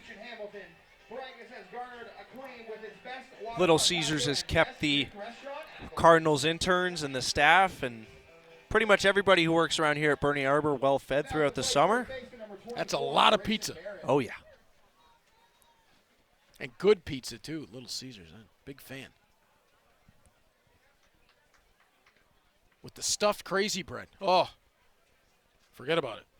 Absolute game changer. Just roll me back to the car. As Grayson Barrett will step in to face Mizuki Akatsuka. And that one towering back up towards the grandstand. No chance for Luis Bernardo to make a play on that one. And somebody found it down there. We have a winner of that scavenger hunt for the ball under the bleachers. 0-1 the count. A few weeks ago, we saw that scary incident of the ball coming through the screen. Yeah. I'd never seen that before. I asked just about everybody else around here if they had, and that was just a one-off that nobody had seen before. The flukiest of flukes. 1-1 to Barrett. Akatsuka delivers, and he'll tap that one back foul. 1-2 the count. Our statistician Nate telling us that Mizuki Akatsuka, that was his 20th first pitch strike, the one he just threw to Grayson Barrett. So, wow. He's been getting ahead, and that's what you got to do. Keep yourself in control as a pitcher. 8 Ks in the ball game for Akatsuka. Against this powerhouse Welland lineup into the 7th, holding them to just the 2 runs. Trying to retire Barrett here on a 2-2 count. And he does. Make it 9 strikeouts in the ball game for Mizuki Akatsuka. And that strikeout spear with the pizzas going across is getting awful full. Yeah, they're going to run out of pillows real soon if Akatsuka keeps throwing like this. Do you know how many of those they have? I was actually part of the group that was trying to gauge how much we would need. Ooh. There was a game early in the season where the Cardinals struck out, I think it was 14 or 15 Brantford Red Sox, and we decided that's probably a good number. Akatsuka might test you tonight. Ball on the ground to second. Ian Tomasi has it in and out of the glove. And that'll allow Tweet to reach. It'll be an E4, but it'll put a base runner on with 1 away. Stepping up to the plate, the shortstop, number 6, Tyler Dupuis. Second error of the night for the Cardinals. You just don't want to give the Jackfish extra outs. Exactly. And as airtight as the defense has been for Hamilton for most of the game, those are free runners that you can't afford when the other pitcher is perfect through 6. Joey Ransom, the director of everything around here, just came into the booth and said, "Let there be light." Appreciate it, Joey. That's one of his, 17 different jobs? I've lost count, really. He is Mr. Everything. Akatsuka turned. Smartly, Tweet was not too far from the bag. Yeah, I think they're on to it now. Akatsuka again. Always a threat to pick somebody off. We'll have to look into Dupuis on the 0-1. Dupuis wanted to put down the bunt, and that's going to run it to 0-2.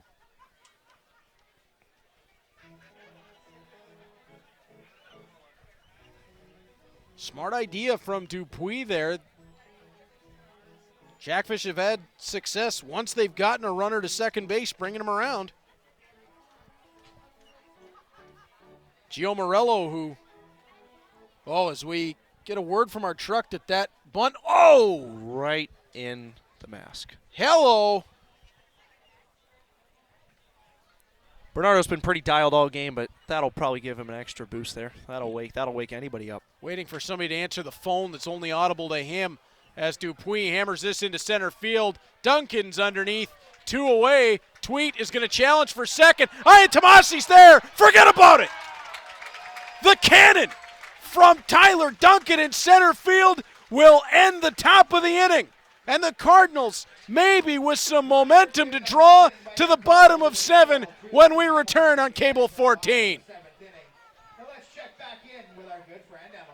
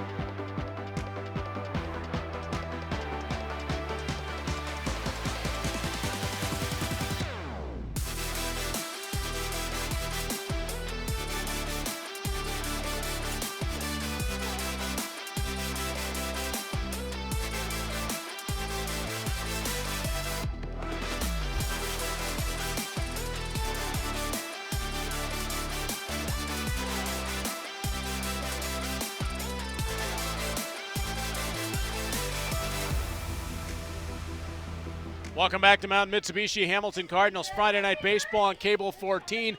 After Tyler Duncan with the rocket out of center field ends the inning. Man, we got something special going on tonight. 9 strikeouts right now on one side for Mizuki Akatsuka. He's on the verge of checking into double digits, while on the other side, 18 up, 18 down for Teodoro Ortega. This has been one heck of a ball game.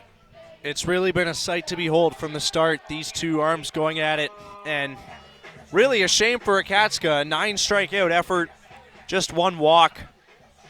The only extra base hit he allowed was on a pop-up. In almost any other scenario, that would be enough to be in line for the win, but he has been bested by the literally flawless so far, Teodoro Ortega. And Ortega will face Raquelbin de Castro to open up the bottom of the 7th. And that's a first pitch ball that hopped over the glove of the catcher Mullen. I was reading up on Ortega before the game started today. Welland plans to use him in their rotation for the stretch run as they aim to defend their Domenico Cup title. You don't say. But they had to clarify that, right? Because he wasn't fully stretched out right coming in from Panama. So he pitched an inning as an opener in his IBL debut against Kitchener. Makes sense, get his feet wet. And then he went 5 innings in his second outing against London, and he's literally chasing the world here in this outing against Hamilton. Just rolling into the 7th. De Castro swings that back into the mesh, 2-2.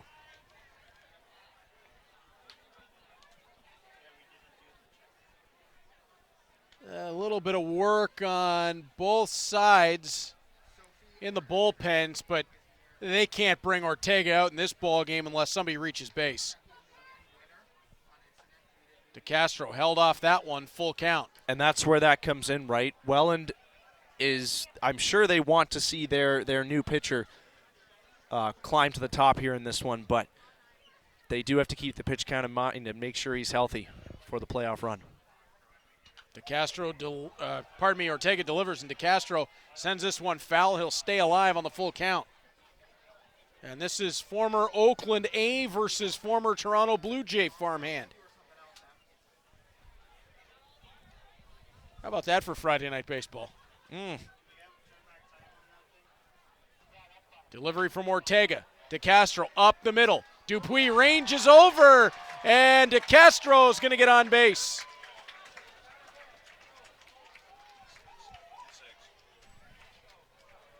That is going to be an error charge to the shortstop, Dupuis.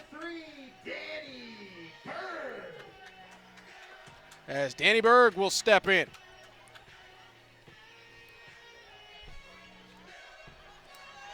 Doesn't look like that pitch was in the strike zone, but DeCastro has the bat-to-ball skills and the wheels to get away with a grounder on the infield. And he put it right up the middle in a good spot. The no-hitter's still intact for Ortega here, but he has a base runner to his name now. And DeCastro a little bit off first. Caught him. Oh, Mullen, just like we saw Bernardo do earlier in the ball game, able to pop up and get DeCastro leaning off first base. Berg was able to pull off on the bunt. 1-0 the count.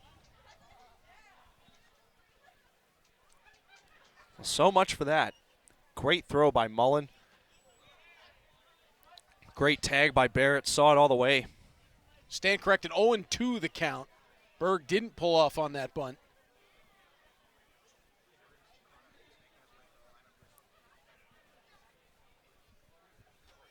That one will run inside, make it 1-2.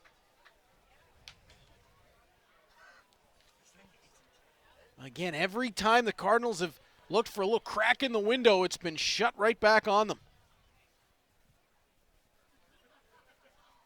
As Ortega will wind and deliver. Berg swings that back into the mesh. It'll stay 1-2.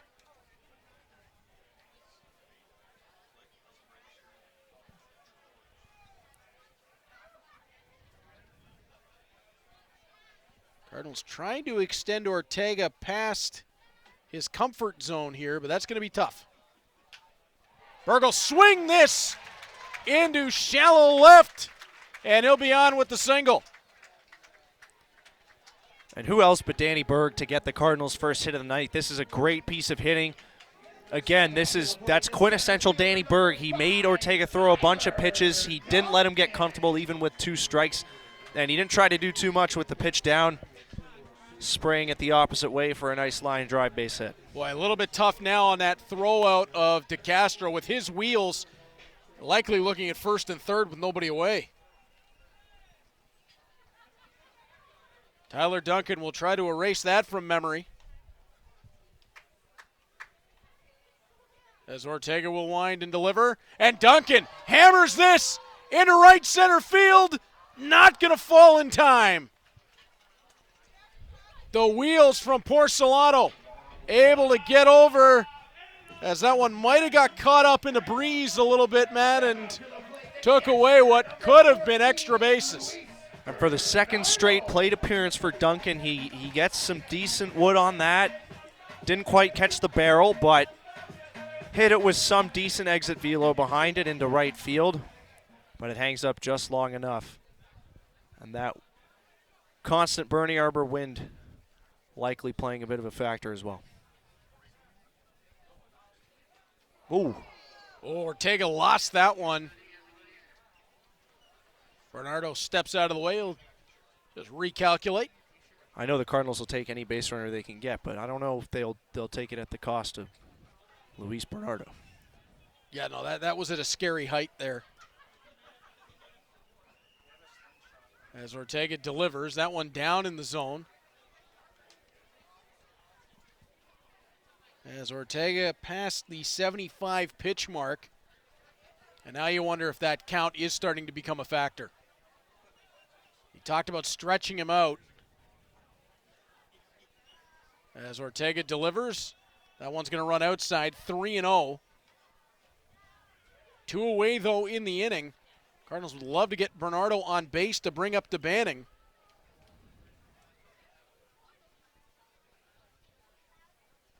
And I believe Davey Mendez is up walking around or just stationed over there at the bullpen. As Ortega's going to lose Bernardo. That'll send Berg up to second. And it's 2 on for the first time in the ball game for the Cardinals as a visit over to Teodoro Ortega on the hill.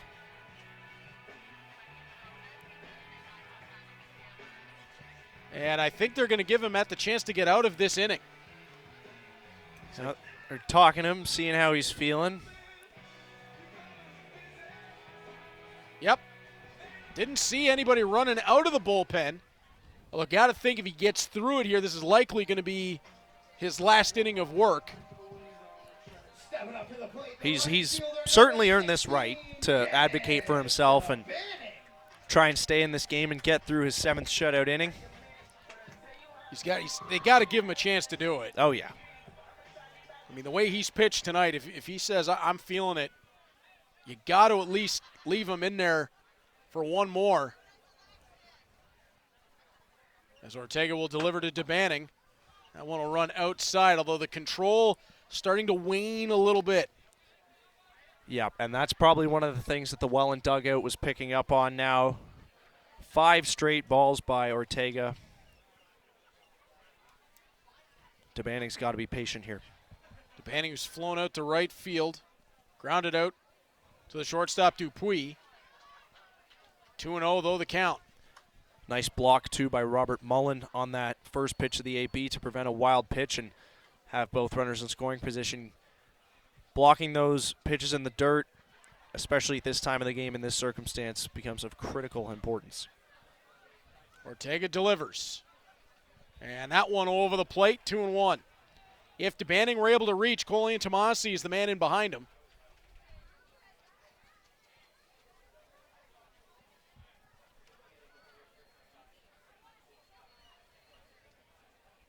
Two and one.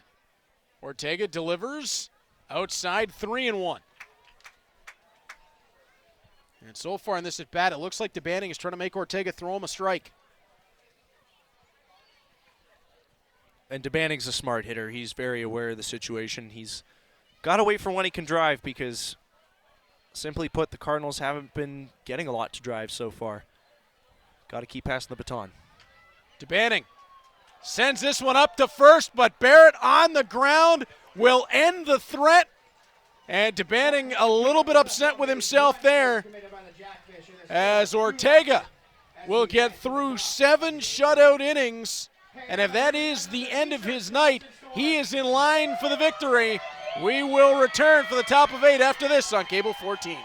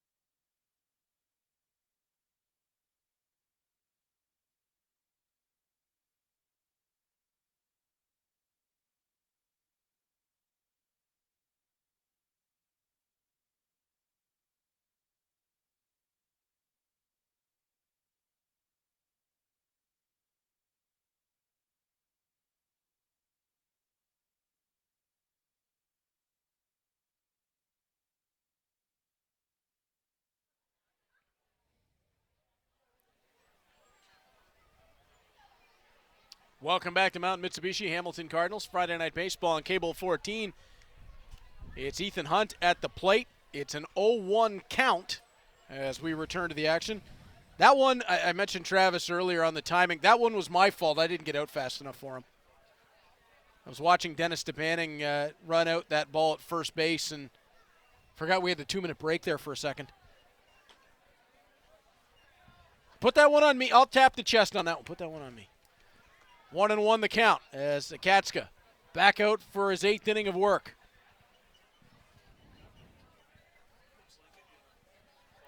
And you said it earlier, Matt, in any other circumstance, Mizuki Akatska is likely in line for a victory. He's only allowed 2 against, 9 strikeouts in this ball game, but trails 2-0. Yeah, don't let the difference in the score fool you. He's been dominant. I'm curious to see how long of a leash the Cardinals will have on him today. They have an arm active in the bullpen right now, a right-hander it looks like. This will be pitch 94 right here. That's Doc Holliday they've got out there warming up.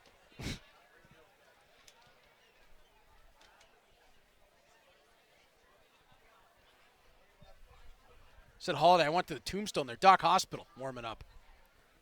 You ever watch the movie Tombstone? I did not. Oh, Val Kilmer, Kurt Russell, fantastic. Good actors. That'll run the count full.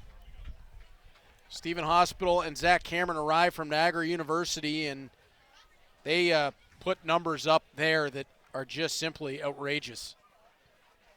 Yeah, and Cameron has carried that intense presence here to be the Cardinals' de facto closer. Yeah, kind of inherited it on the fly from Stefan Strecker. Yeah. He's done a fine job in the role so far. Both those pitchers figure to be in play here for the Cards tonight. 3-2 the count to Hunt. 97 pitches for Akatska. And Hunt up the middle. Ian Tomasi, little trouble with the handle. Safe at first base.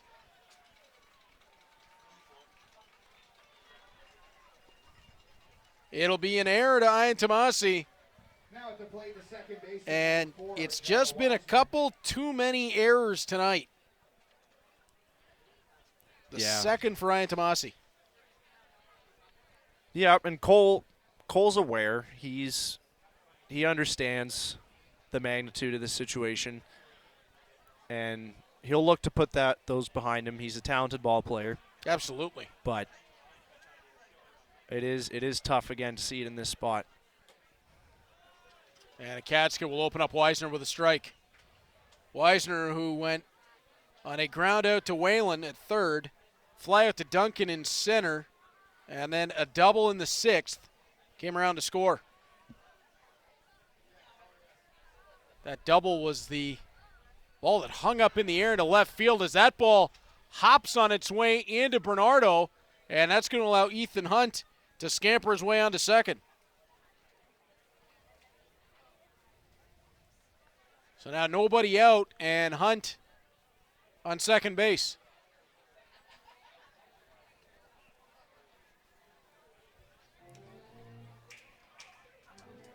And that'll take the double play out.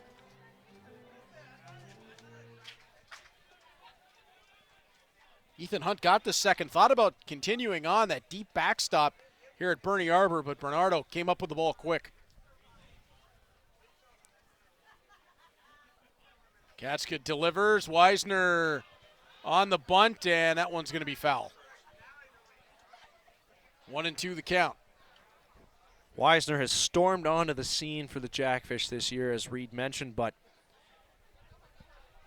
going into today, he was 0 for 5 against these Cardinals, so hopefully for Akatska, he can continue to have his number. Got to think Hospital just about ready in the bullpen as well, if needed. Akatska, I think, will have the right to try to get himself out of this inning. As Ortega did. Winding and delivering. Welland over at third. Great stop. He'll look Hunt back to first and deliver to take Weisner. Really nice job there by Stephen Welland. Great fundamental defense by Welland at the hot corner. You always got to keep your eye on the lead runner. And then he fires a strike to first to top it off. Center fielder number 11, Gio Morello. Gio Morello will step in. He has an RBI single in the ballgame and came around to score.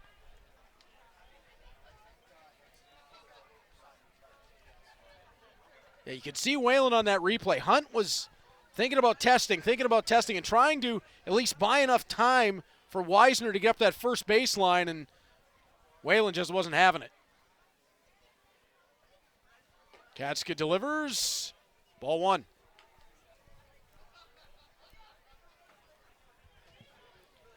Stephen Hospital, as I mentioned last week on the broadcast on Sunday, needs a couple more innings here to qualify for the playoff roster, so the Cardinals looking to get him his reps in while they can.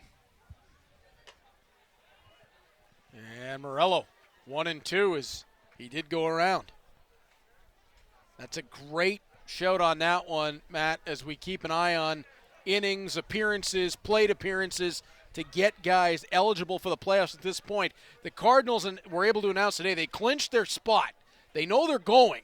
Yep. It's a matter of who they're going to play.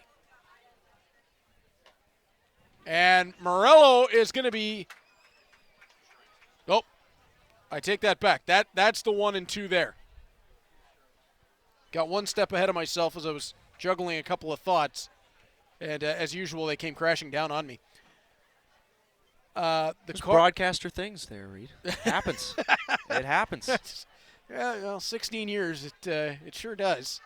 As Akatska delivers, and that one will get fouled back by Morello.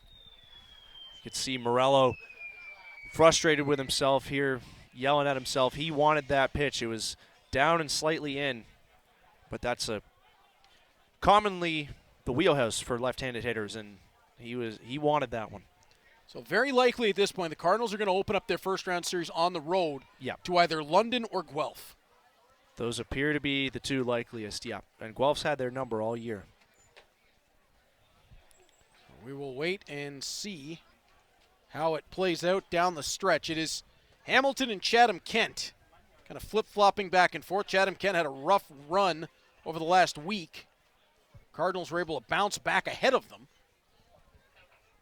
And, of course, got to wait and see how it plays out between Guelph and London as well. As Morello, well, there's light tower power, and I don't think that's exactly what they had in mind with that saying, but he just about took out a light bulb. And the ball hits the light tower and bounces and lands harmlessly on the roof of Larry's office behind the Cardinals dugout. How about that? Larry's going to think it's hailing. As Akatska delivers, that one will be on the ground. It's a full count, 3-2 to Gio Morello.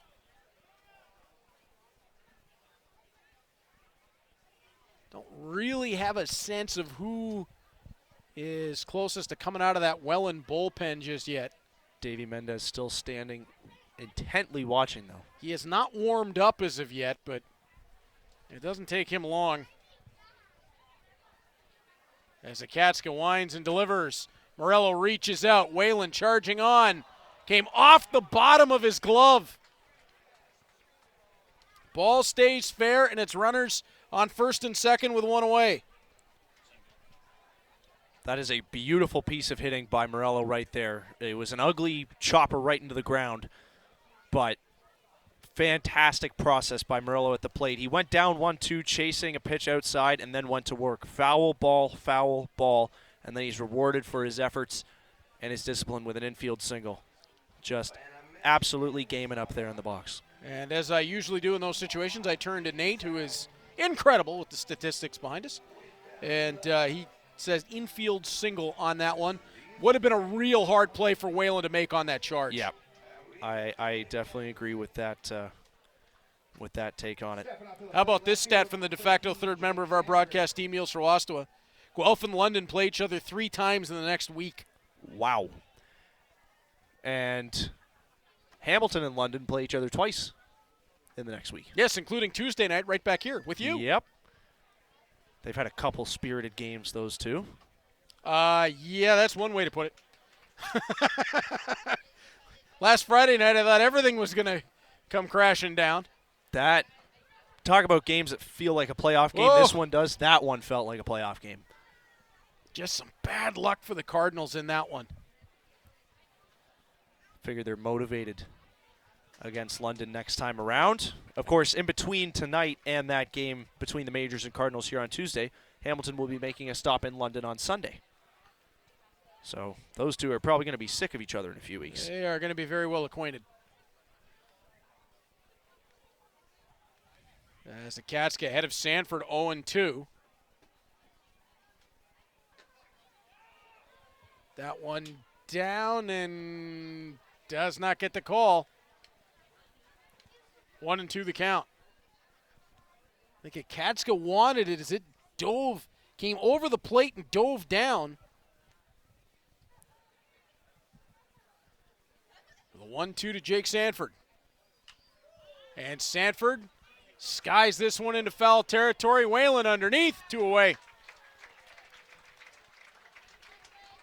That's exactly what you want if you're Mizuki Akatsuka. 2 on, 1 out, and do a harmless little pop-up into foul territory and get yourself an out closer to getting out of this jam. Although, no easy task against Robert Mullen. Was just about to say, here comes the trouble. Robert Mullen, who has been nails against the Cardinals. If Akatsuka can best him, Cardinals open up the bottom of the inning with Ian Tomasi holding the stick. Strike 1 delivered to Mullen. If I've noticed any patterns about the strike zone tonight is that the home plate ump seems to be hesitant to give pitchers the inside pitch, but he seems a little more lenient on the balls away. And that's where Bernardo sets. Mullen skies this one, fell way back over the grandstand. 0-2 the count. This would be a fitting way for Akatsuka to end his night if he could strike out Mullen and hit the double digits from this 0-2.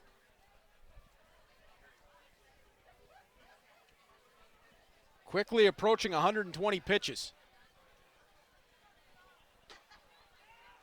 Doesn't get the call on the outside. That's one of those ones where, as a pitcher, you tell yourself, good miss. It was a great pitch, outside corner. Could have gone either way. Took a second for our home plate umpire to think about it. Didn't give it to Akatsuka, 1-2.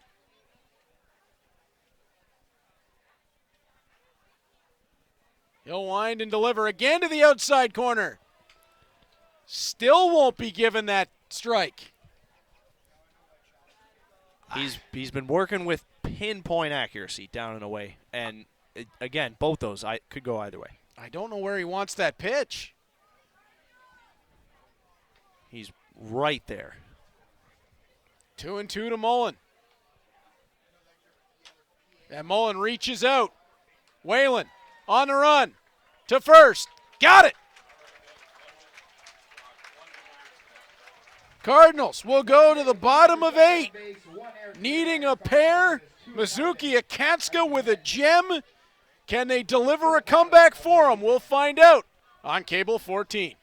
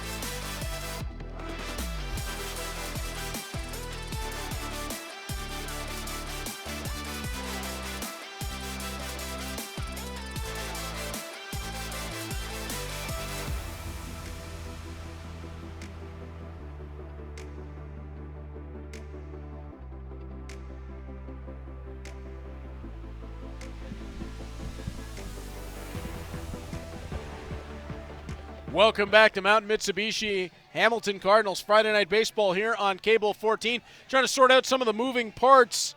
Mike Mueller is in to pitch for the Welland Jackfish, and that is the beginning of the usual 8-9 combination for Welland. They'll try to get Mueller on to Mendez, and there's some different Cardinals holding sticks. Right now, the three taking swings with the helmets on are Gravel, Hicks, and Daly. These are the spots for Ian Tomasi, Niles, and Welland coming up. Yeah, it looks like manager Chris Piano is looking to shake things up here. New pitcher, shake up the lineup a little bit, get something going. So Cam Gravel is going to come in for Cole Ian Tomasi. Likely a straight switch.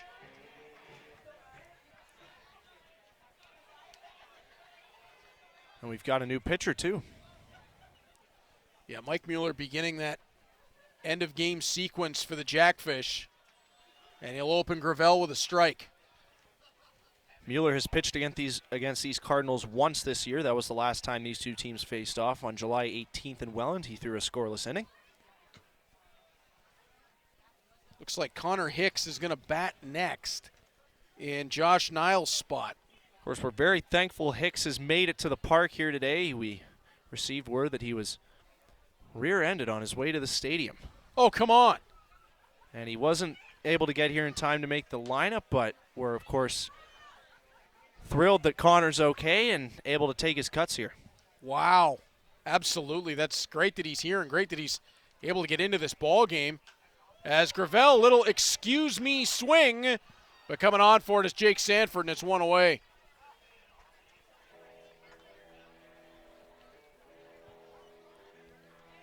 And now Connor Hicks will step in. Cardinals, number 24, Connor Hicks. And you talk about young players with a bright future.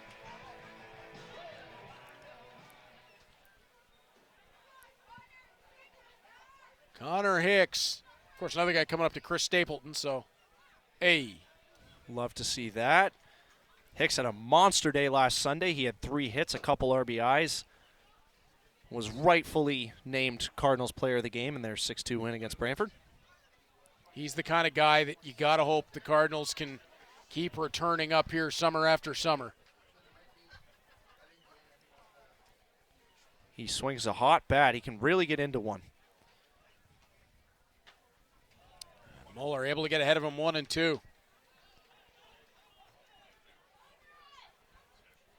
This is Stephen Whalen's spot in the order, and I don't think Connor's played third base this year, so we'll see how the defense shakes out top 9 for Hamilton. This is Niles' spot here. Oh, it is? Yep. Oh, my bad. Niles' spot, so Hicks will strike out.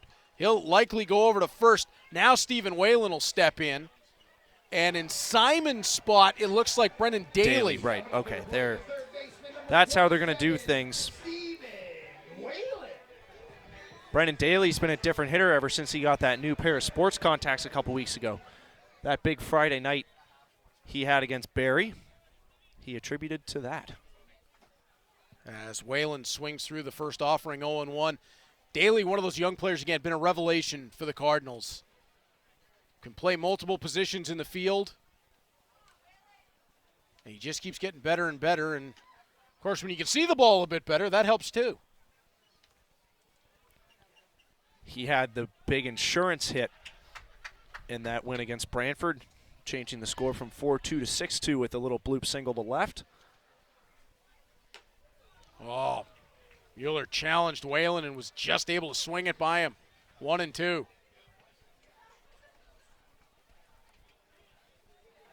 Mueller's coming out throwing gas with authority. That's the 3rd time the Cardinals have chased on him this inning already. Davey Mendez is starting to get loose in the Jackfish bullpen. And no, Mueller thought he was going to have that one. Didn't get it. 2-2 the count to Whalen.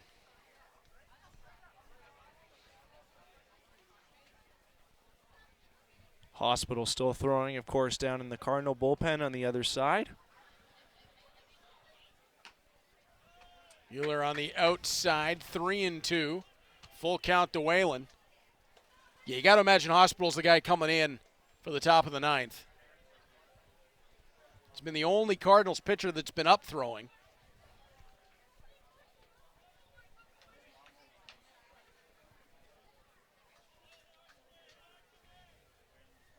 As Mueller deals and gets Welland swinging through it. Second time tonight, Welland has struck out. Back-to-back Ks for Mueller. We hit the end of the 8th inning, and we'll get you set for the top of the 9th with Doc Hospital on the hill when we return after a word from our friends at Rawlings.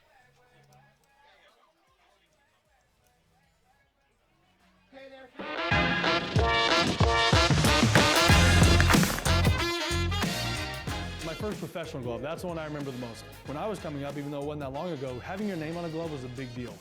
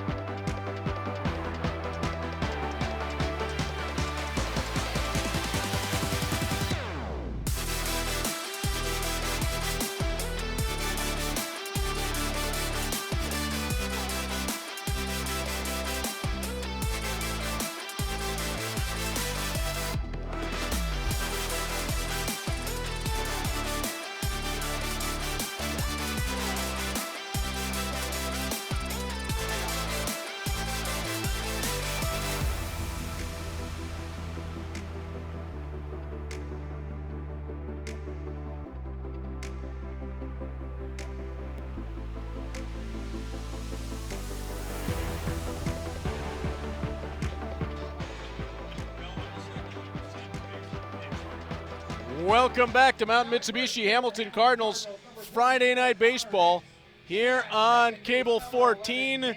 New pitcher on the hill for the first time tonight for the Cardinals. They go from 17 to 71, and the doctor is in. Stephen Hospital will take the bump, and he was Mr. Everything, Matt, at Niagara University. Yes, he was, and he pitched 2 masterful innings of relief. Was a big help in bridging the gap for the Cardinals from the middle innings to the late innings and setting the stage for that comeback against Brantford on Sunday. He can go with the best of them out of that Cardinals bullpen, and Mizuki Akatsuka, of course, hats off to him for a great start. 119 pitches, 8 innings of 2-run ball. And Hospital comes out and opens with a strike to Porcelado. Really only one tough outing for Hospital since he arrived in the IBL. 4 runs against in a 4-3 loss to the Barrie Baycats that was rain shortened. As this ball over and scooped. A little bit of a traffic jam off first base, and Connor Hicks maybe a little too active that time. He and Cam Gravel almost got crossed up. Yeah, and as we've seen earlier tonight with Mizuki, it's been tough. Anytime a pitcher's got to cover the bag, you got the runner hot on your heels, making sure nobody gets hurt, making sure you can step on the bag and complete the out. But nice job by the Cardinals' right side of the infield and Hospital to convert. Steve Moretto into pinch hit.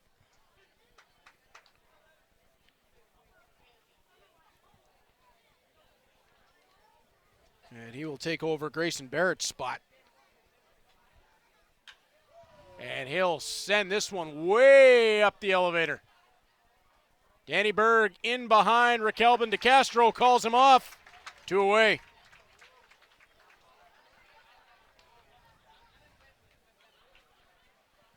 I mean, we almost needed NASA for that one.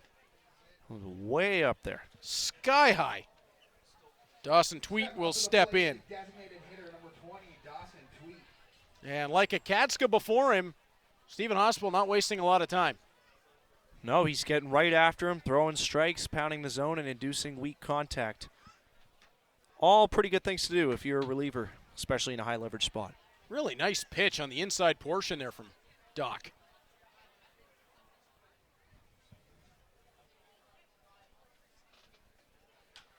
Tweet hammers this one. It's into left field. Berg's underneath it. The doctor was in. The doctor is out.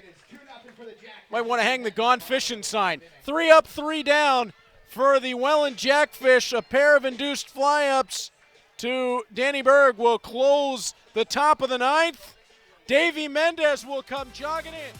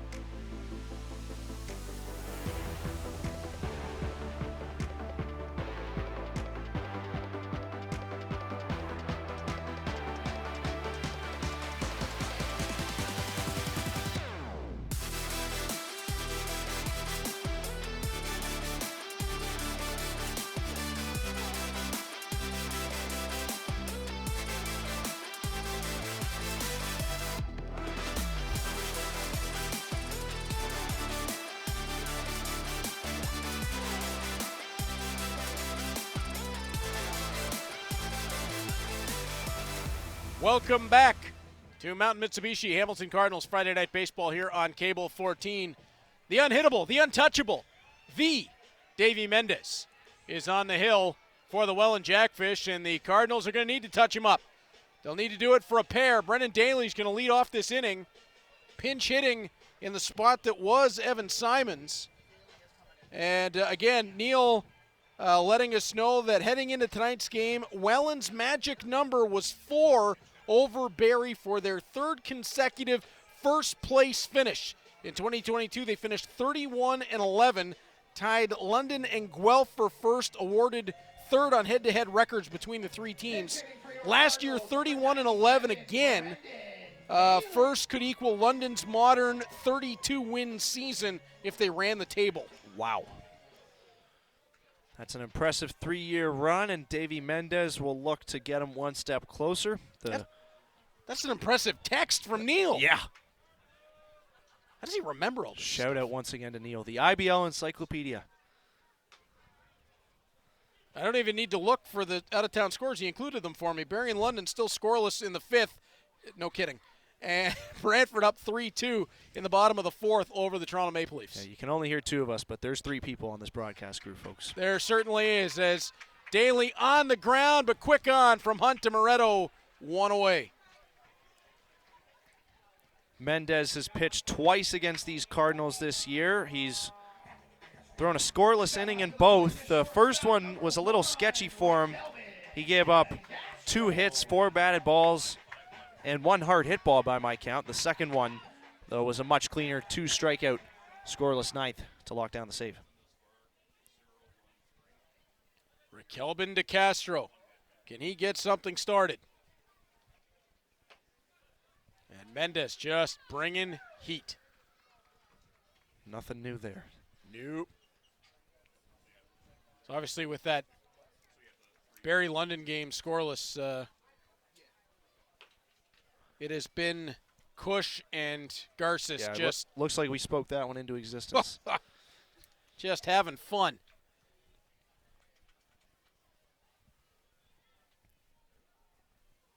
That would make for a heck of a first-round playoff series. You get the 3-headed monster that the Cardinals have versus that London staff. I think you're looking at a couple 1-0 games somewhere sprinkled in there. Cush versus Iguchi. Any way you slice it, and then you have Travis Keys. Keys versus Akatska. Sign me up. That would be premium TV. Yeah, if that series comes to pass, just lock in right here on Cable 14 and enjoy. As Mendez delivers to Castro. Swings through 2-2.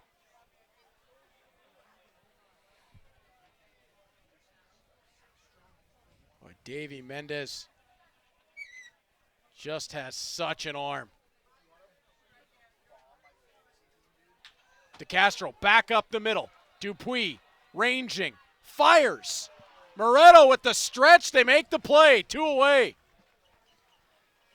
The range on Tyler Dupuis.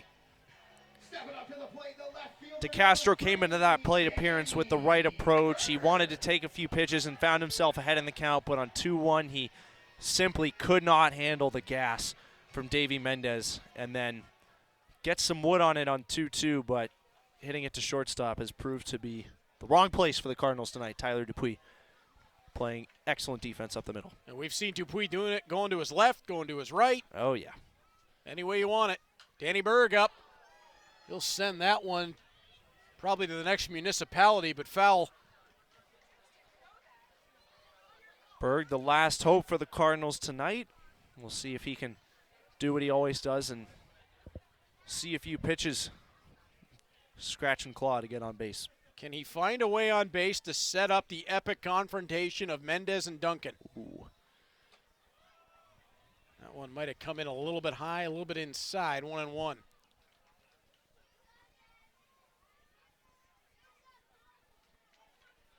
Berg so good at finding a way, as Matt said. Walks more than anyone else on the team by a country mile. Can he find a way here? And again, we'll take that for a ride, foul. We have been treated to a heck of a ball game tonight. Ortega and Akatska were simply brilliant in their starts. And if you wish that there was a pitch clock in the IBL, then this game would have been for you. We're at under 2 hours and 20 minutes so far of runtime. Mendez delivers. That one will run inside, 2-2. What was that you said about Danny Berg seeing pitches?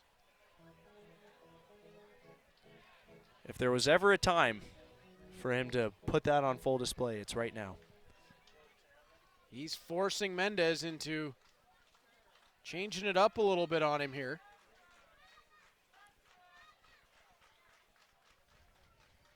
Got to think Mendez is going to come with the big stuff. And Berg again gets around, but foul. Can't ask for much more out of Danny right here. Somebody who throws as hard as Mendez does. High octane heat, slightly outer half. Just get contact on it and get set for the next one. Try to force Mendez into a mistake. It doesn't happen often. The premier closer right now in the IBL. Doesn't get the call he was looking for there. He wanted Berg to come up high with him. Great eye from Berg. These are the at-bats that make this game so wonderful. Berg has worked himself full from 1-2, and we'll see a seventh pitch here of this at-bat. Berg just battling his way through this at-bat.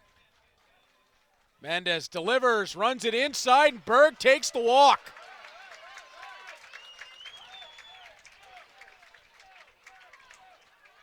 How about this matchup, Reed? Well, these are the moments. Tyler Duncan has an opportunity, but to cash in on it, he's got to battle the premier closer in the IBL.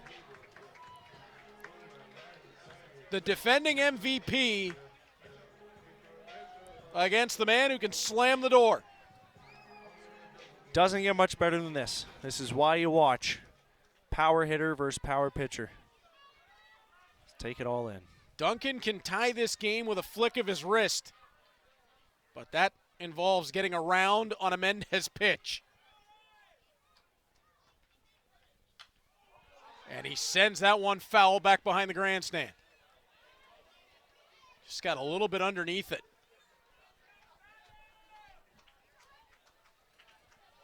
0-1. If he put the sweet spot on that. Just got a little under it. Mendez with a look back to Berg. He'll deliver. And Duncan again, he is looking for everything in one swing. Fouls it back 0-2. He smoked that one straight back to the screen, which means he didn't miss it by much. And those pitches up and in, especially high velocity, are so tough to get to for a left-handed hitter. Tyler just barely missed that one. He was looking for that right field fence. Oh, yeah. Cardinals down to their last strike. Davy Mendez will wind. Off speed, didn't get the call. And I think Robert Mullen had to look back to ask where that missed. In fairness, that high breaking ball has not been called a strike for either team so far. We've seen it throughout this contest sporadically. That is a great point. Duncan Wise to lay off. Yeah, no love has been given up there on the breaking ball. So we'll do it all over again, 1-2. Mendez with the look. He'll deliver. Gets Duncan swinging. That is one heck of a ball game. The Jackfish, 3 pitchers combined for a 2-0 shutout. Matt, the Cardinals, they can't hang their heads. This was a brilliant matchup between Ortega and Akatska to start it off. Pitchers duel all the way. And if you lose to the number 1 team in the league by a 2-0 score, not a lot to be upset about tonight. And Hamilton did have some positive momentum coming into this game, and this is a big stretch for them coming up to end the season. But if nothing else, they can take pride in the fact that they stuck with the Jackfish the whole way. And if they were to, down the road, meet them in a playoff series, it would be some really intense, airtight, contested baseball. And at this stage of the season, if you can keep yourself in the fight in that fashion, that's all you can really ask for. A quick ball game, a tidy ball game. Ortega and Akatska, one of the best pitching duels of the season. And Matt, the Cardinals on the run now towards Tuesday against London. Next Friday, right back here against the Kitchener Panthers. There's opportunities down the stretch here for them to stay ahead of the Chatham-Kent Barnstormers and get, well, they would get whoever ends up in that 4-5 instead of the 3-6, which you might think would be at least a momentum pickup for the Cardinals. Yeah, and again, I think it's, 5 games left this regular season, 5 or 6, something like that. As we said, the London Majors, a possible playoff opponent for Hamilton. They'll be seeing them a lot before the end of the regular season, too. It's, again, not something to hang their heads about tonight. It's an effort that they can take some positive things away from. And even though it is Welland, it's just like everybody else. A loss is a loss. It doesn't count for more or less because it's against the top team in the table. Keep the memories short, get on the road tomorrow and Sunday, and battle back. The lineup has serious depth. The starting rotation is pretty well set.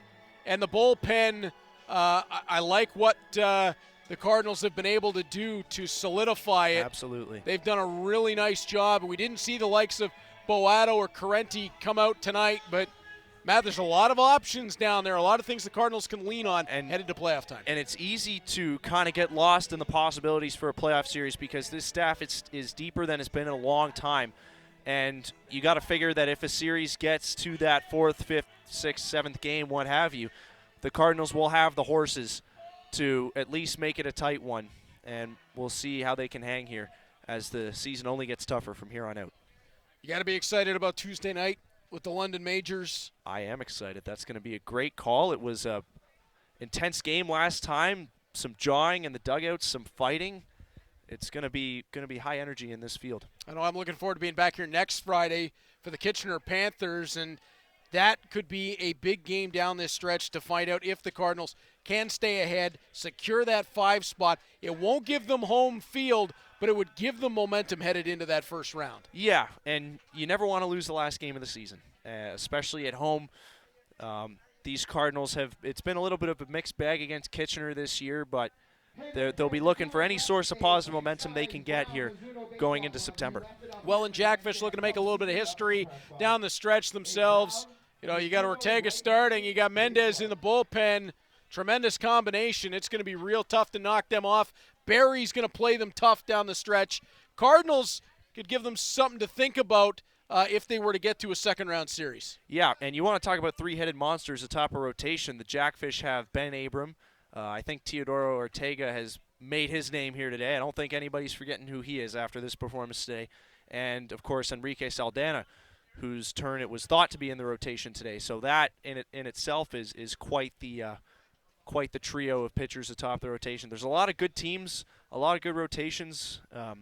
Good stuff for the IBL as a whole going into these playoffs. And an incredibly deep lineup. And Robert Mullen actually coming over to the interview location with Teodoro Ortega. Robert Mullen, who has just been a Cardinals killer, another RBI against them tonight. When he's directing the traffic from behind the plate, you are in really good hands. Absolutely. Wonder what his secrets are. He just dials it up against Hamilton or whatever it is. He's been a premier bat, glove, arm. He's been doing it all for Welland this season. And I believe putting the headset on is going to be Robert Mullen. Yeah, that's him. And he is, I think, going to act as translator here for Teodoro Ortega. And actually, this gives us a bit of a great opportunity. First of all, Robert, Teodoro, thank you so much for taking the time for us. Robert, I want to start with you while we have a chance with you. You've been tremendous against the Cardinals this season. No other way to put it. Hammering the baseball. What's been your secret to success against the Hamilton Cardinals? Well, I just try to get the pitches in the zone, looking outward for the fastball and try to hit it with a bird, right? Absolutely, and you've got your starting pitcher right next to you. You guys form a great battery together. What was Teodoro thinking as he went into the 7th inning tonight, still with that perfection intact? ¿Qué tú pensaste? Que hicimos una buena batería los dos, que en el 7º inning todavía no te habían dado hit.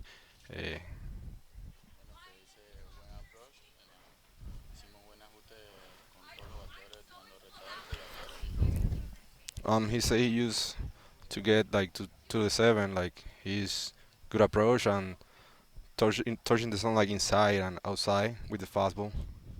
And Robert, how excited are you and Teodoro together to be playing on this tremendous Welland Jackfish team? Que cómo nos sentimos los dos de jugar en este tremendo equipo que es los Welland Jackfish.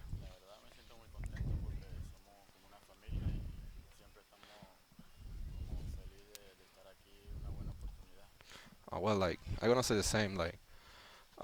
We are happy to be here. We are like a family, and everybody's always together. We just are one. So. Robert, you and Teodoro are both tremendous to watch. Thank you so much for your time. We'll let you guys go and celebrate with your teammates. Congratulations on the win tonight. Good luck the rest of the season in your chase for another championship. Thank you.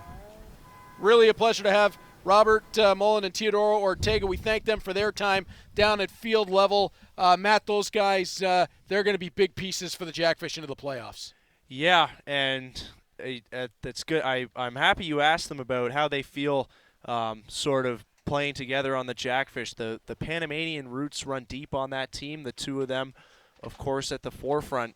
It's got to help when, on top of all this winning that they're doing, the clubhouse feels like a family.